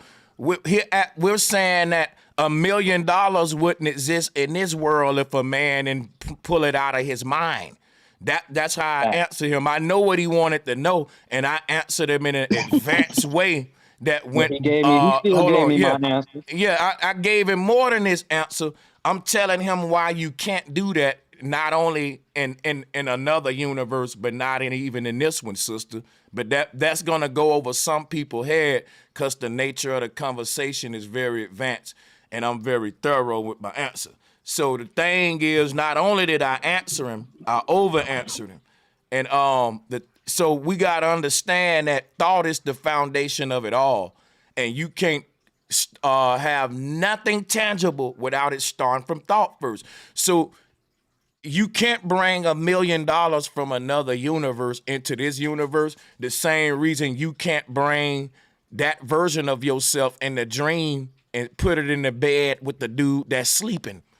Cause your way in and out of these dreams is in and out of your body. And I don't know how you gonna take some money into REM sleep with you. When we say we going to sleep, it ain't like I'm saying I'm going to my grandma's house. If a nigga say, can I take this money into my REM sleep portal to cross over? Hell no, you can't even take your body with you.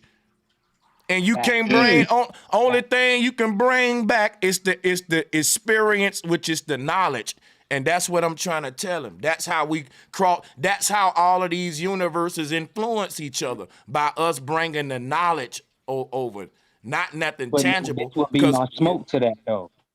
You can have tangible. Guess what? This is what I'm telling you though. That was right on point there, bro. Hold on. Let me say something. You niggas be having smoke with universal laws, not me. I'm just telling you how it is, B. And I might got a little smoke for the universe myself, but I don't think my smoke gonna change the fact that I can't make it out this bitch till I learn how to astral project. I can have smoke with it, but guess what? Nature gonna win. Nature gonna say, yep, you can have smoke all you want, but you're gonna be stuck till you get this gift back. You're gonna be stuck till you get this astral projecting. So I'm just saying some things it ain't no smoke for with me. It's just a universal law and a state of mastery that I'm trying to manifest in myself.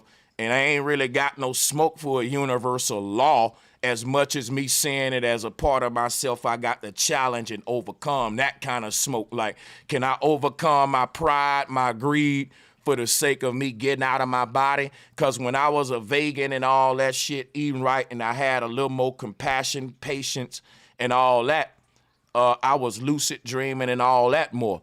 It's almost like you got to overcome these 7 deadly sins to unlock these gifts. You can't be too prideful, or you may trip into other lower realms where it's crazy shit happening and you ain't having a good trip. You know what I'm saying? So, but I'm all over the place here, man. But look, my smoke ain't really. I wanted to say something when y'all get a minute. It's more so like, do you think that they could create a form of technology that could somehow impose itself through dreams and shit like that to be able to do shit like that? They already did it. That's why I said smoke. They already did it, man. That's what books was about. All of these books and religions and indoctrinate, these people occupying space in your mind. Like the space race was to occupy territory in the mind of humanity. And so when people dream, a lot of Christians will tell you, I dreamed I was in heaven last night with Christ. See, when enough people focus on these things, they become real in the astral realm. So these people are creating these places like heaven and hell and different astral. That shit is being played out in these ethers. Because in this world, all of the mythologies and folklores and boogeymans and angels and all, them are real creatures in some of these underworlds and astral planes. And they get enough people to believe in it and focus on it in their mind. We actually manifest these worlds on the astral plane. And a lot of ancients will tell you that this is the nature of collective consciousness. But this is also how they use it against us in Hollywood, folklore. They've been doing this for a while. Hey, bro, can I ask a quick question? Because we're talking about astral planing, but we know like when they do their rituals, they reenact old events. Right. You know, is there any way like we can basically when we try to reenact certain events when we astral planing to do certain things? Y'all understand what I'm trying to bring up? Yep. Yeah. I think the reenactment. You trying to? Yeah. My bad. The reenactment of certain events can them be what we were saying earlier about them rituals they doing. Like, to me, in this world, right, let's say, like I said, if we was a group of people dreaming into another world, and when we get over there and realize all of us dreaming and shit, we're a cabal of niggas who out of our body in this other world. I think that we would probably develop certain rituals and customs and patterns to make sure we stay lucid. The portal can close. Like when you say, man, I used to have a certain dream, I don't know how to have it no more. I used to get lucid and don't lucid no more. I think a lot of these witches do certain rituals to make a collective memory among that coven to keep a portal open. Some sort of activation chakra point, something like that. Yeah. I got you. Thank you. Trap themselves here, and it'll be like they could go to sleep here and don't wake back up in the other body. They can, yeah, damn, that's deep. Hey, bro, Sanchez, I had a question. Peace to everybody. So it was kind of like a few streams back when you were saying, like that we have like a certain amount of knowledge or like knowledge we have to obtain because that's the only thing we would be able to take with us when we go. My question was like, what does that mean for like people who may, like when you get older, you get dementia or Alzheimer's or something like that? Do you think when we pass away, if that was to happen, that our memory will come back to us after the fact? Or what do you think about that?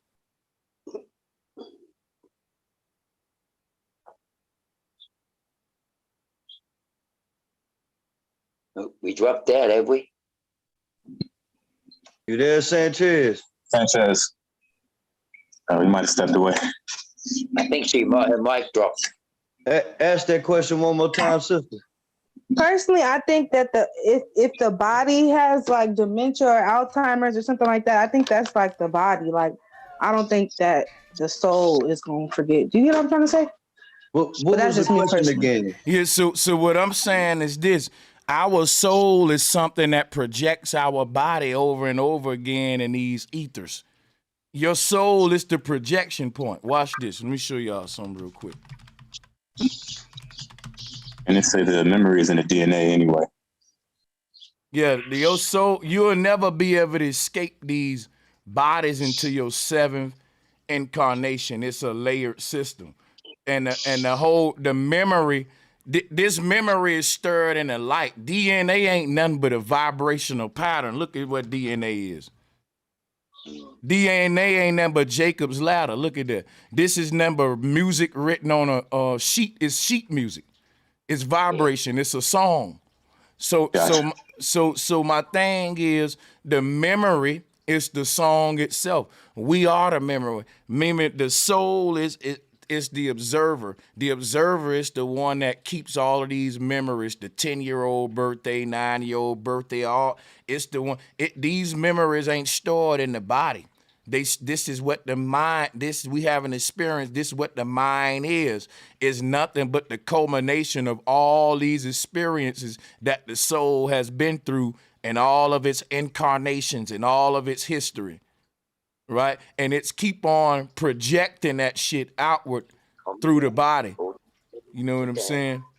It's project. So what I'm saying is, think about this, each of your bodies right here, each of these versions of yourself in these different universes, what they showing here, influence the next one. And each one got a Akashic memory that is holding, each one a piece to the puzzle. When we talk about the Akashic records, it comes from this word kasha, Akashic records.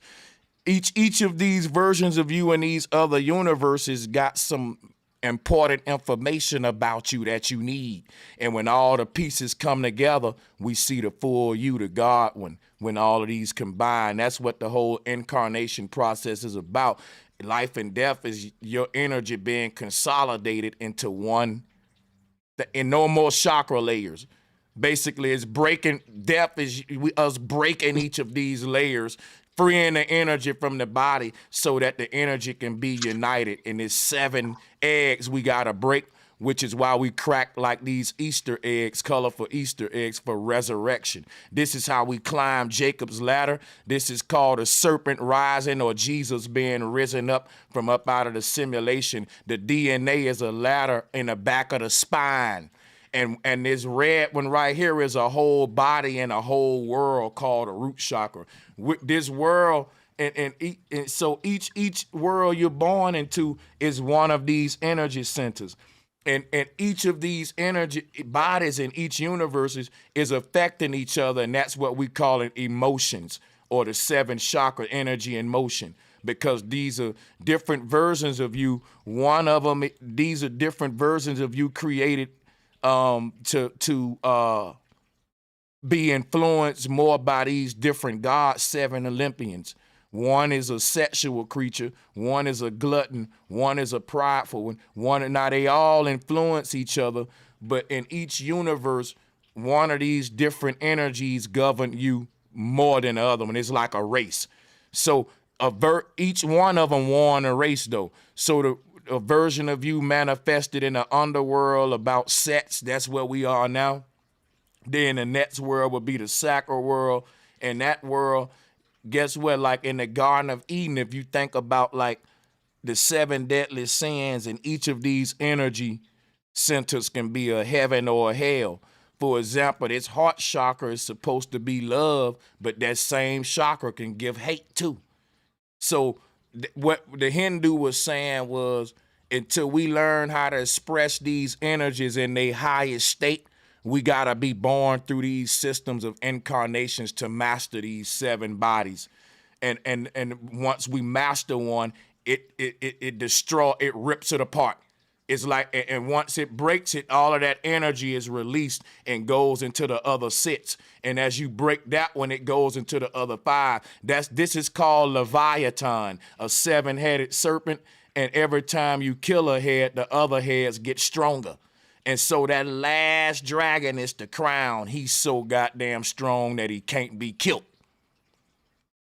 But we're slaying our dragons in these other worlds. And when we get to this crown, that's the only one that's outside of the body. It can no longer be. It has consolidated the energy to a state where it's indestructible now. And it can no longer be destroyed because the body is what was allowing it to be destroyed. But it is expanded outside of the body, or OBE. And that's what the crown is. It's the only chakra that's not in the body. Oh, that's deep. Hey, Sanchez. So with that being said, finally combined to make that one. Is it a universe that houses all of the people that then combined all of themselves to live in that version? I didn't get that. Say that again. Like when you die and all of your versions and you down to the last one because they all combine into one, is it a universe in which on that plane of existence, those beings that combined all of themselves into one live? Yeah, that's facts. That's what we call it Agartha, Hyperborea, and all that. Okay, so in order to reach that level, everybody must master all of themselves. It's called a stairway to heaven, correct? Climbing the stairway to heaven is what they call it, yeah. So by the time you get to the last realm, will that version of you remember all the other versions? Oh yeah. Okay. And this is what's gonna make each version better and better. Cause what we say all the time, we say, man, I wish I knew. We say all the time, I wish I knew then what I knew now. Shit would have been better. Guess what? Everybody that said that wish gonna be granted, man. What's happening is we're incarnating, but it's different though. It's the same thing unfolding, but when these situations is brought forth in your next incarnation of this life, you're gonna make a different decision. These different decisions gonna lead to you better and better outcomes of this same life. And you're gonna learn, it's like a rehearsal. And every time you relive this life, you live it better and better. And that's what heaven is. We're earning our right.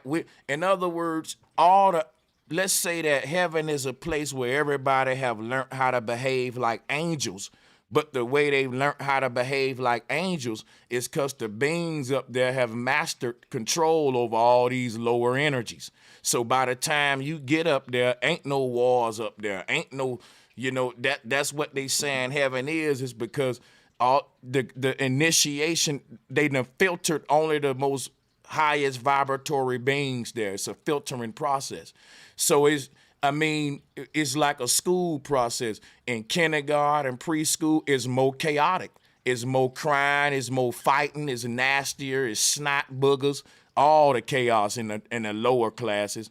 But see, once you get to middle school, high school, right, it's less of a headache. It's more grown-up pregnancy, smoking in the bathroom, but less chaotic for the most part, but that's kind of like how this system is, to where in these baby worlds are the most chaotic, and then the gateway to being this sort of heavenly being in these higher realms is the same sort of initiation process that a baby go through when it's learning how to crawl to how to walk.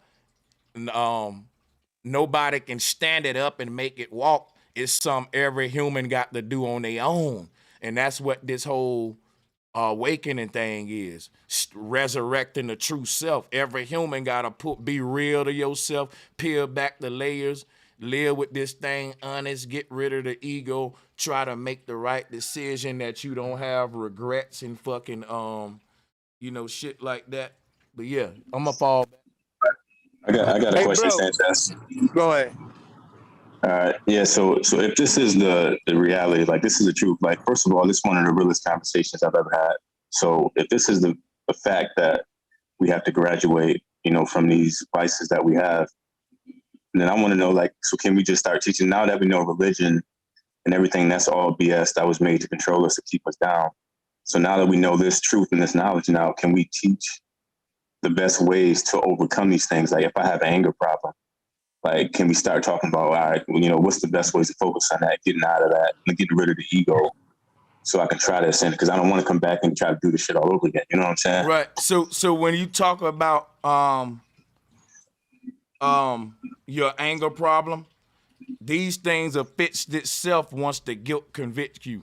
So once you get angry at enough people and you can't sleep because you like, damn, I did that person wrong, maybe I shouldn't have done that, your heart convicting you.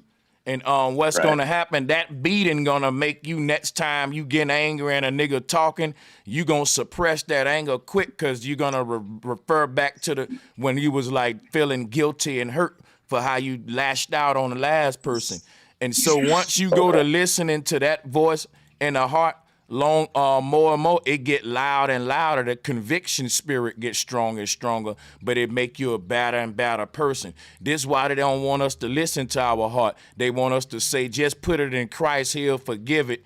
And the world is so evil, people just is evil as hell. But just think about if folks literally let their heart convict them. A motherfucker can know they wrong, but their ego won't let them admit it and get the conviction going, because they'll say, well, God gonna judge me and all that. And all your heart judging you right now. Don't deny the fact that you feel bad right now, but you need to let that sink in and rub in, because you know you was wrong. That's why on a lot of podcasts, y'all will see me apologize to a motherfucker, or I get in the chat because my heart be fucking with me like, yeah, man, I shouldn't have did him like that, no matter what he did, So, and I have to make, because guess what? If I let the chance go for me to make it right, I won't please my heart. I don't live by Jesus and the devil. My heart, my mind, it'll fuck with my consciousness when I done somebody wrong. You know what I'm saying? So that's a fact. Oh yeah, hold on. Yo. So let me say something, right? So, in the Bible, that explains all this in the Revelation. Exactly what bro is saying. This body, this vessel that we living in now, on this earth at this time, is nothing but a prototype. Okay, we have a after death. Okay, this death is your first sin. This is your first sin of your prototype until when this world is desecrated and there is a resurrection and you will be put into your new vessel. That will be your official vessel. That means that you passed your test on this earth. That means you graduated and you elevated to the next level. You know, your spiritual enlightenment was enlightened, and you illuminated to your higher plane. So that's the next resurrection, and that's after your second death, which is your after death, which is your eternal burn. Man, But I digress with that. But let me. Yeah, I can't go off the Bible because if you don't get it right, you burn forever. Hey, I want to push back on Alkaline for that because I mean I kind of fuck with what you saying, but mainly because what that kind of denotes is that even though you have passed, you gotta wait for the destruction of the whole world. Once you pass and your body is destroyed, you get that new one. You just gonna be sitting there in a safe for souls, like just waiting for the rest of the people. I don't fuck with that. Come on, James, you can do it. Hold on for a second. Bro, so let me rebuttal on that real quick. So what I'm saying is, right, I'm not saying that you're gonna wait and you're like, oh my God, like I gotta sit 1,000 years for this earth to fucking blow up and then I'm gonna get resurrected. It's basically when your soul is transitioned into your next higher self, to your next enlightenment, it's basically a transition. Like if you close your eyes and you just woke up within an instant, you don't notice your first death is just an eternal sleep. That's all it is. It's an eternal sleep until the desecration has occurred and your enlightenment has been illuminated into your next vessel. Now watch this. But like I said, and then people can back this up too. Every time you ignored your heart, that's when you have regrets and shit. And when we talk about I should have went with my first mind, we ain't even talking about the mind in between your eyes. We talking about the one in your chest. Yeah, that's your gut instinct. That's your first instinct. That's what comes from your heart. That's what means that your soul is assertive on what you're saying, and that's your assertion. That's what makes you certain on your next proof of existence. But go ahead, I digress.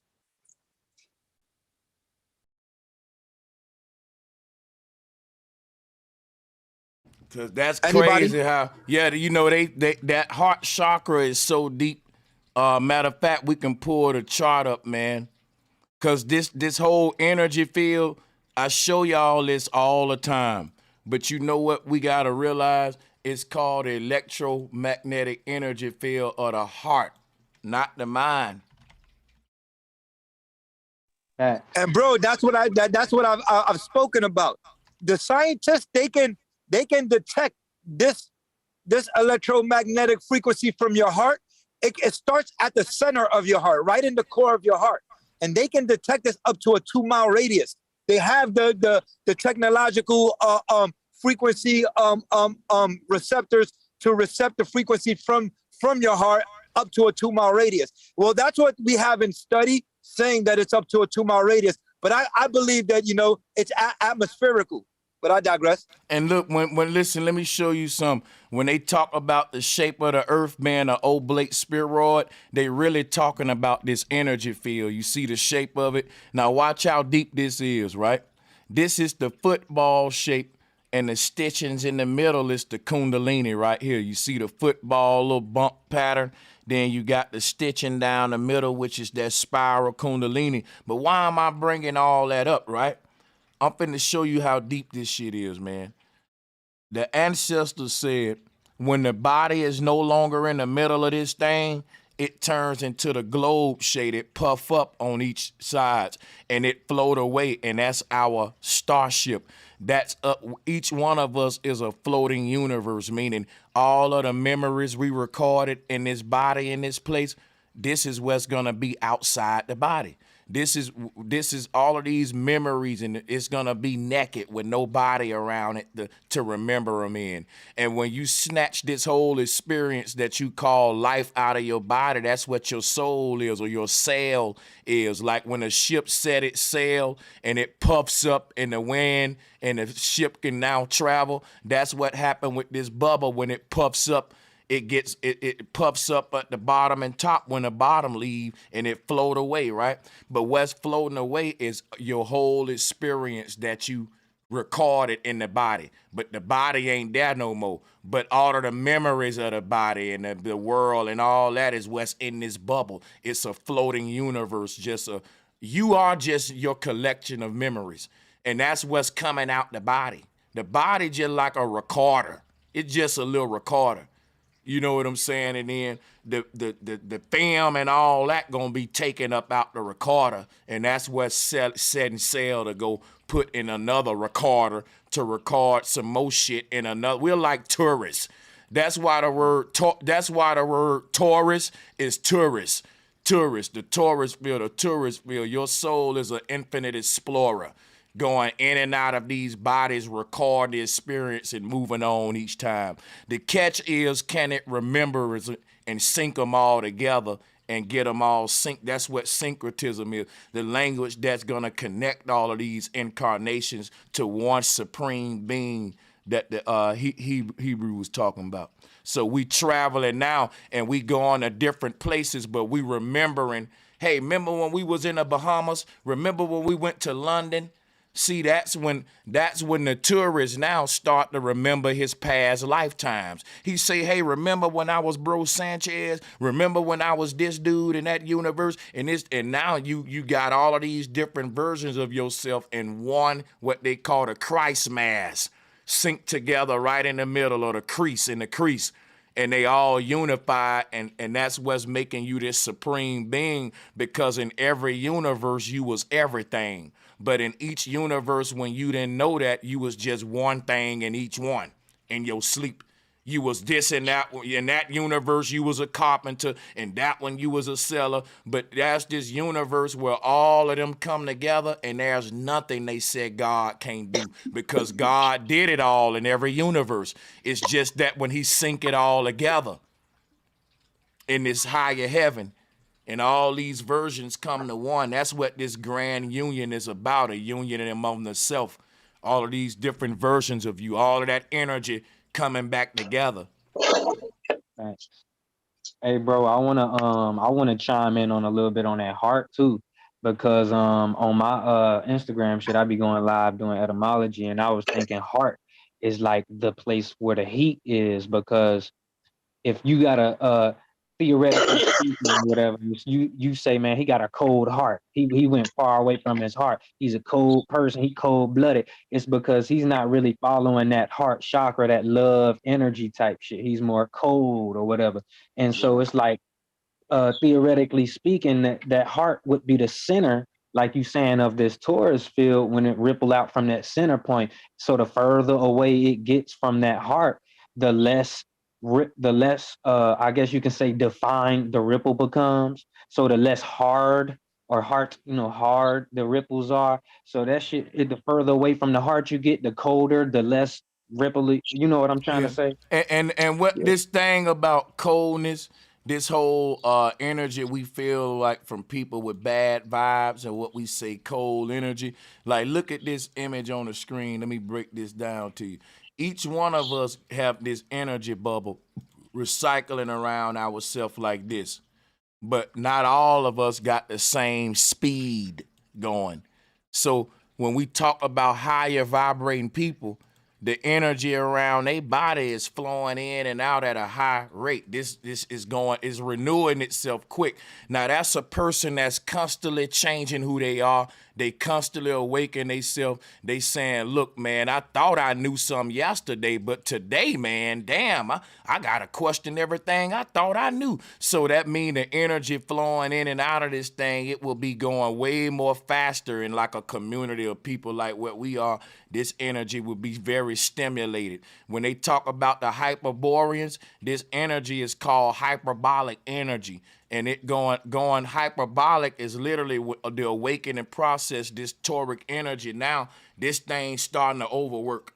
It's starting to get to a point where it's some gonna give, and guess what's gonna give? The body, and you're gonna get out of the body because of it. Now watch, that ain't saying you're gonna die.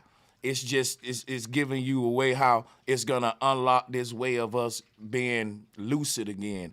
Now check this out. When you get around a person with low vibes, dark vibes, this energy right here going slow. Now, the slower it's moving, we say that's kind of cold, right? That's a more cold, like a icy river full of chunks, or the Antarctic versus a river down there in Florida that's going fast, right? So the thing is, like when a person who orb is flowing at a high rate get around one of these people, these energies got to neutral out, like mixing cold ass water with hot ass water. Now they both kind of getting warm. So now what happens is the cold person say, wait a minute, I'm getting warm. I don't like warmth. I want to stay cold. And the warm person, the high vibe person say, wait, I'm losing my heat. I'm feeling cold vibes. So they repel each other, because they're trying to keep their same temperature. Temperament is temperature. You see, but the same thing we talk about warm and cold, it ain't just like hot and ice and fire. It's dealing with temperament, because like the brother said, you can have a cold heart or a warm heart. When we say the person is cold-blooded, we ain't saying that they blood got ice in it. You know what I'm saying? We talking about something else. We're innately tapping into this knowledge of energy being different temperaments and vibes and frequencies. You see what I'm saying? We speak the language all the time, but we don't really know what we saying. I'm glad he pointed that shit out, because that's the same thing. Slow energy is dealing with cold, less movement, and all that shit, and et cetera, Hey, and when you said that slow, I think it was I don't know how long ago it was you said something, but you was talking about the archons, and this is why like they real old and they like be moving real slow, because they coming from like a different time frame when they traveling through these realms or something. So that's why they move slower than us or some shit. I can't remember how you put it, but it was something like that. But yeah, Go ahead, bro. Damn. Go ahead. Yeah. Also, I was going to say, the Taurus field also is basically a human firmament. You know what I mean? The firmament, the same exact energies, and the same exact elements that's in the firmament is the same energy and the same exact elements that's in your Taurus field. And this is our body's basic, protection. This is our force field. This is our windshield. This is what keeps viruses out of our body. This is what keeps, bacteria, electromagnetic frequencies that are artificial, like 5G. This is what deflects it. This is what keeps our body in balance. Now, when your body is off balance, you have a crack in your windshield. So when a person is getting sick, or they're not feeling good, or anything is happening to your body, when your body is not in conjunction with being okay, there's something going on with your Taurus field. That means there's a crack in it.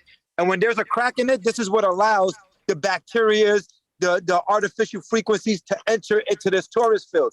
And this happens when your body's not in balance. This is why we have to keep our bodies in balance, to keep our Horus field, our firmament dome intact, and keeping our bodies protected at all times. But I'll digress. All right.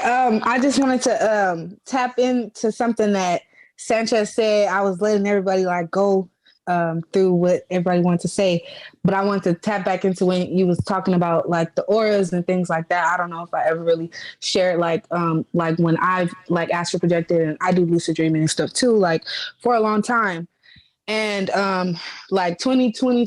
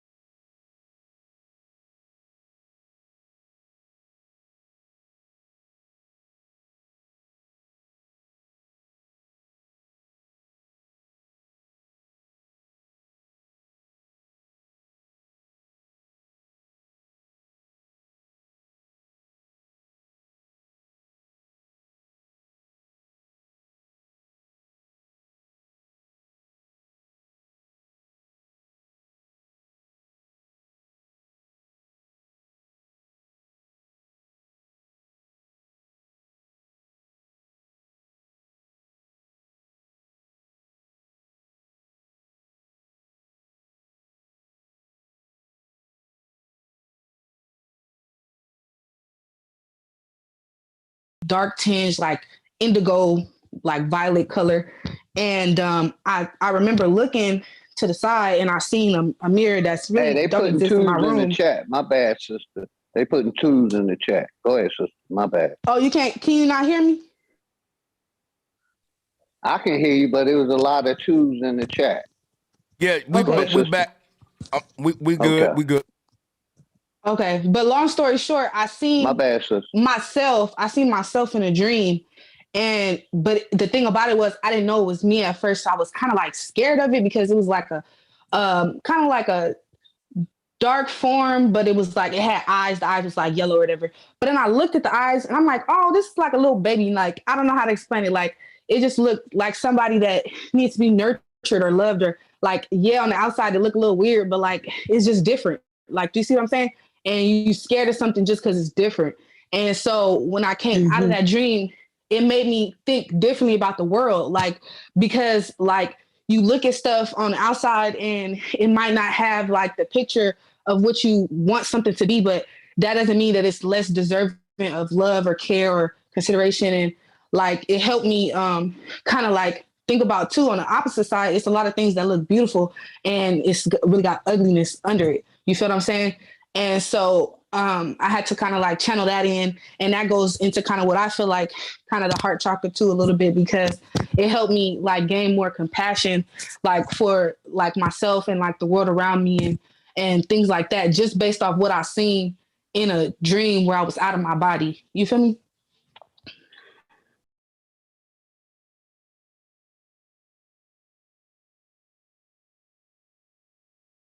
Yeah, I think I know where you're coming from with that. We learn more in the dream than we do in the wake state, I believe. In our wake state, we most stubborn.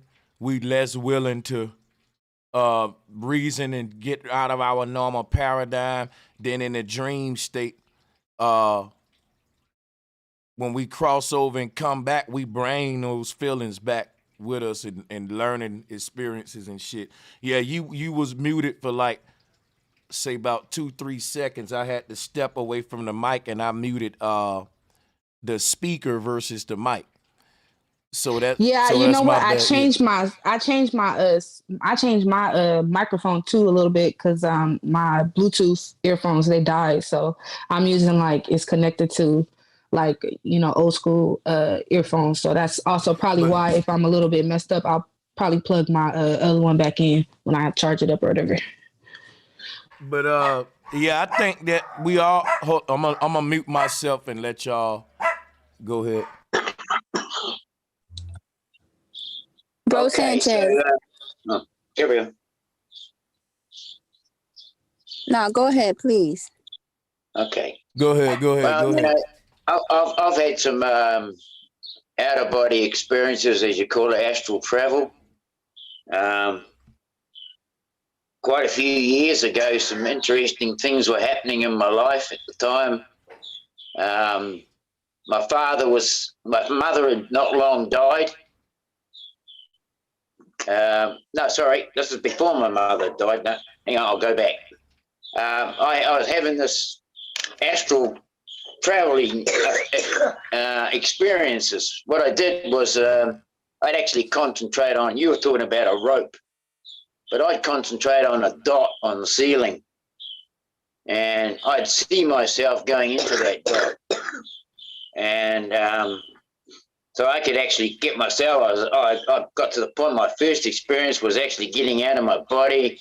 Hell, I was there. I thought, holy shit, I'm here. And fucking in that moment, I freaked out and I dropped back straight into my body.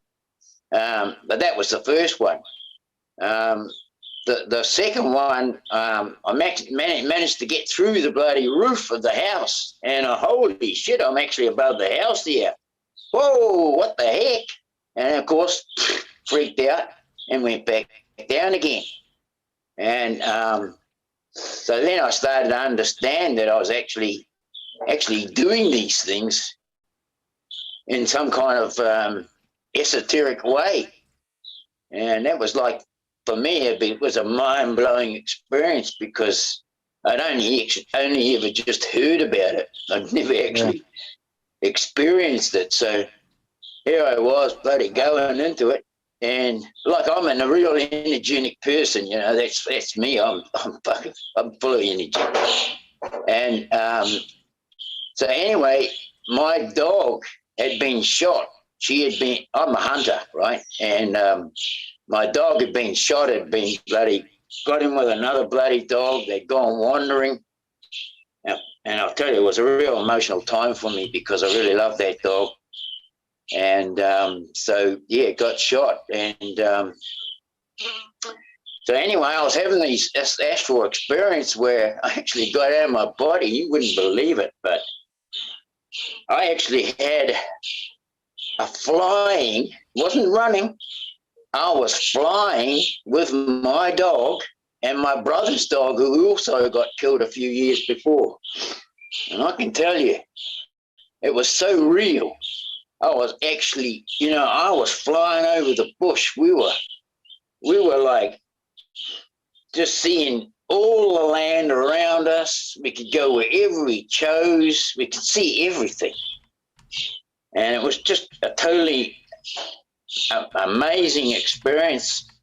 I haven't actually practiced anything like that since.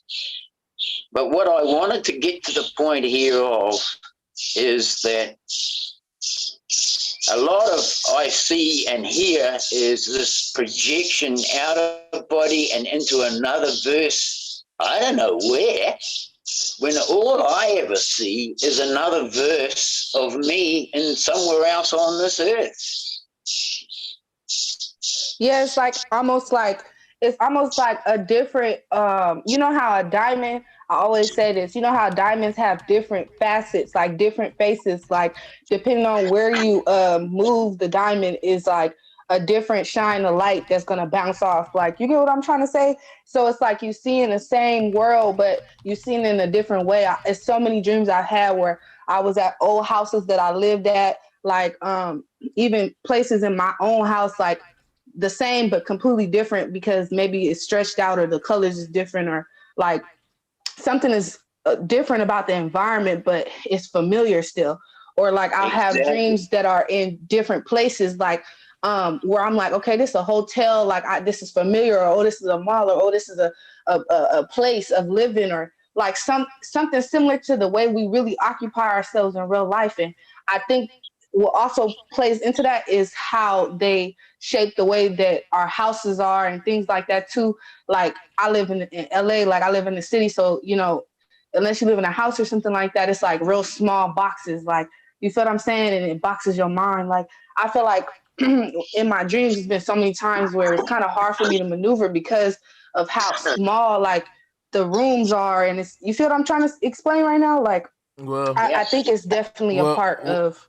Hey guys, I got to get up out of here. I don't mean to shut it down. I gotta run and handle some shit, and I'll probably be back later on and shit like that. But I gotta say salutes to all of y'all.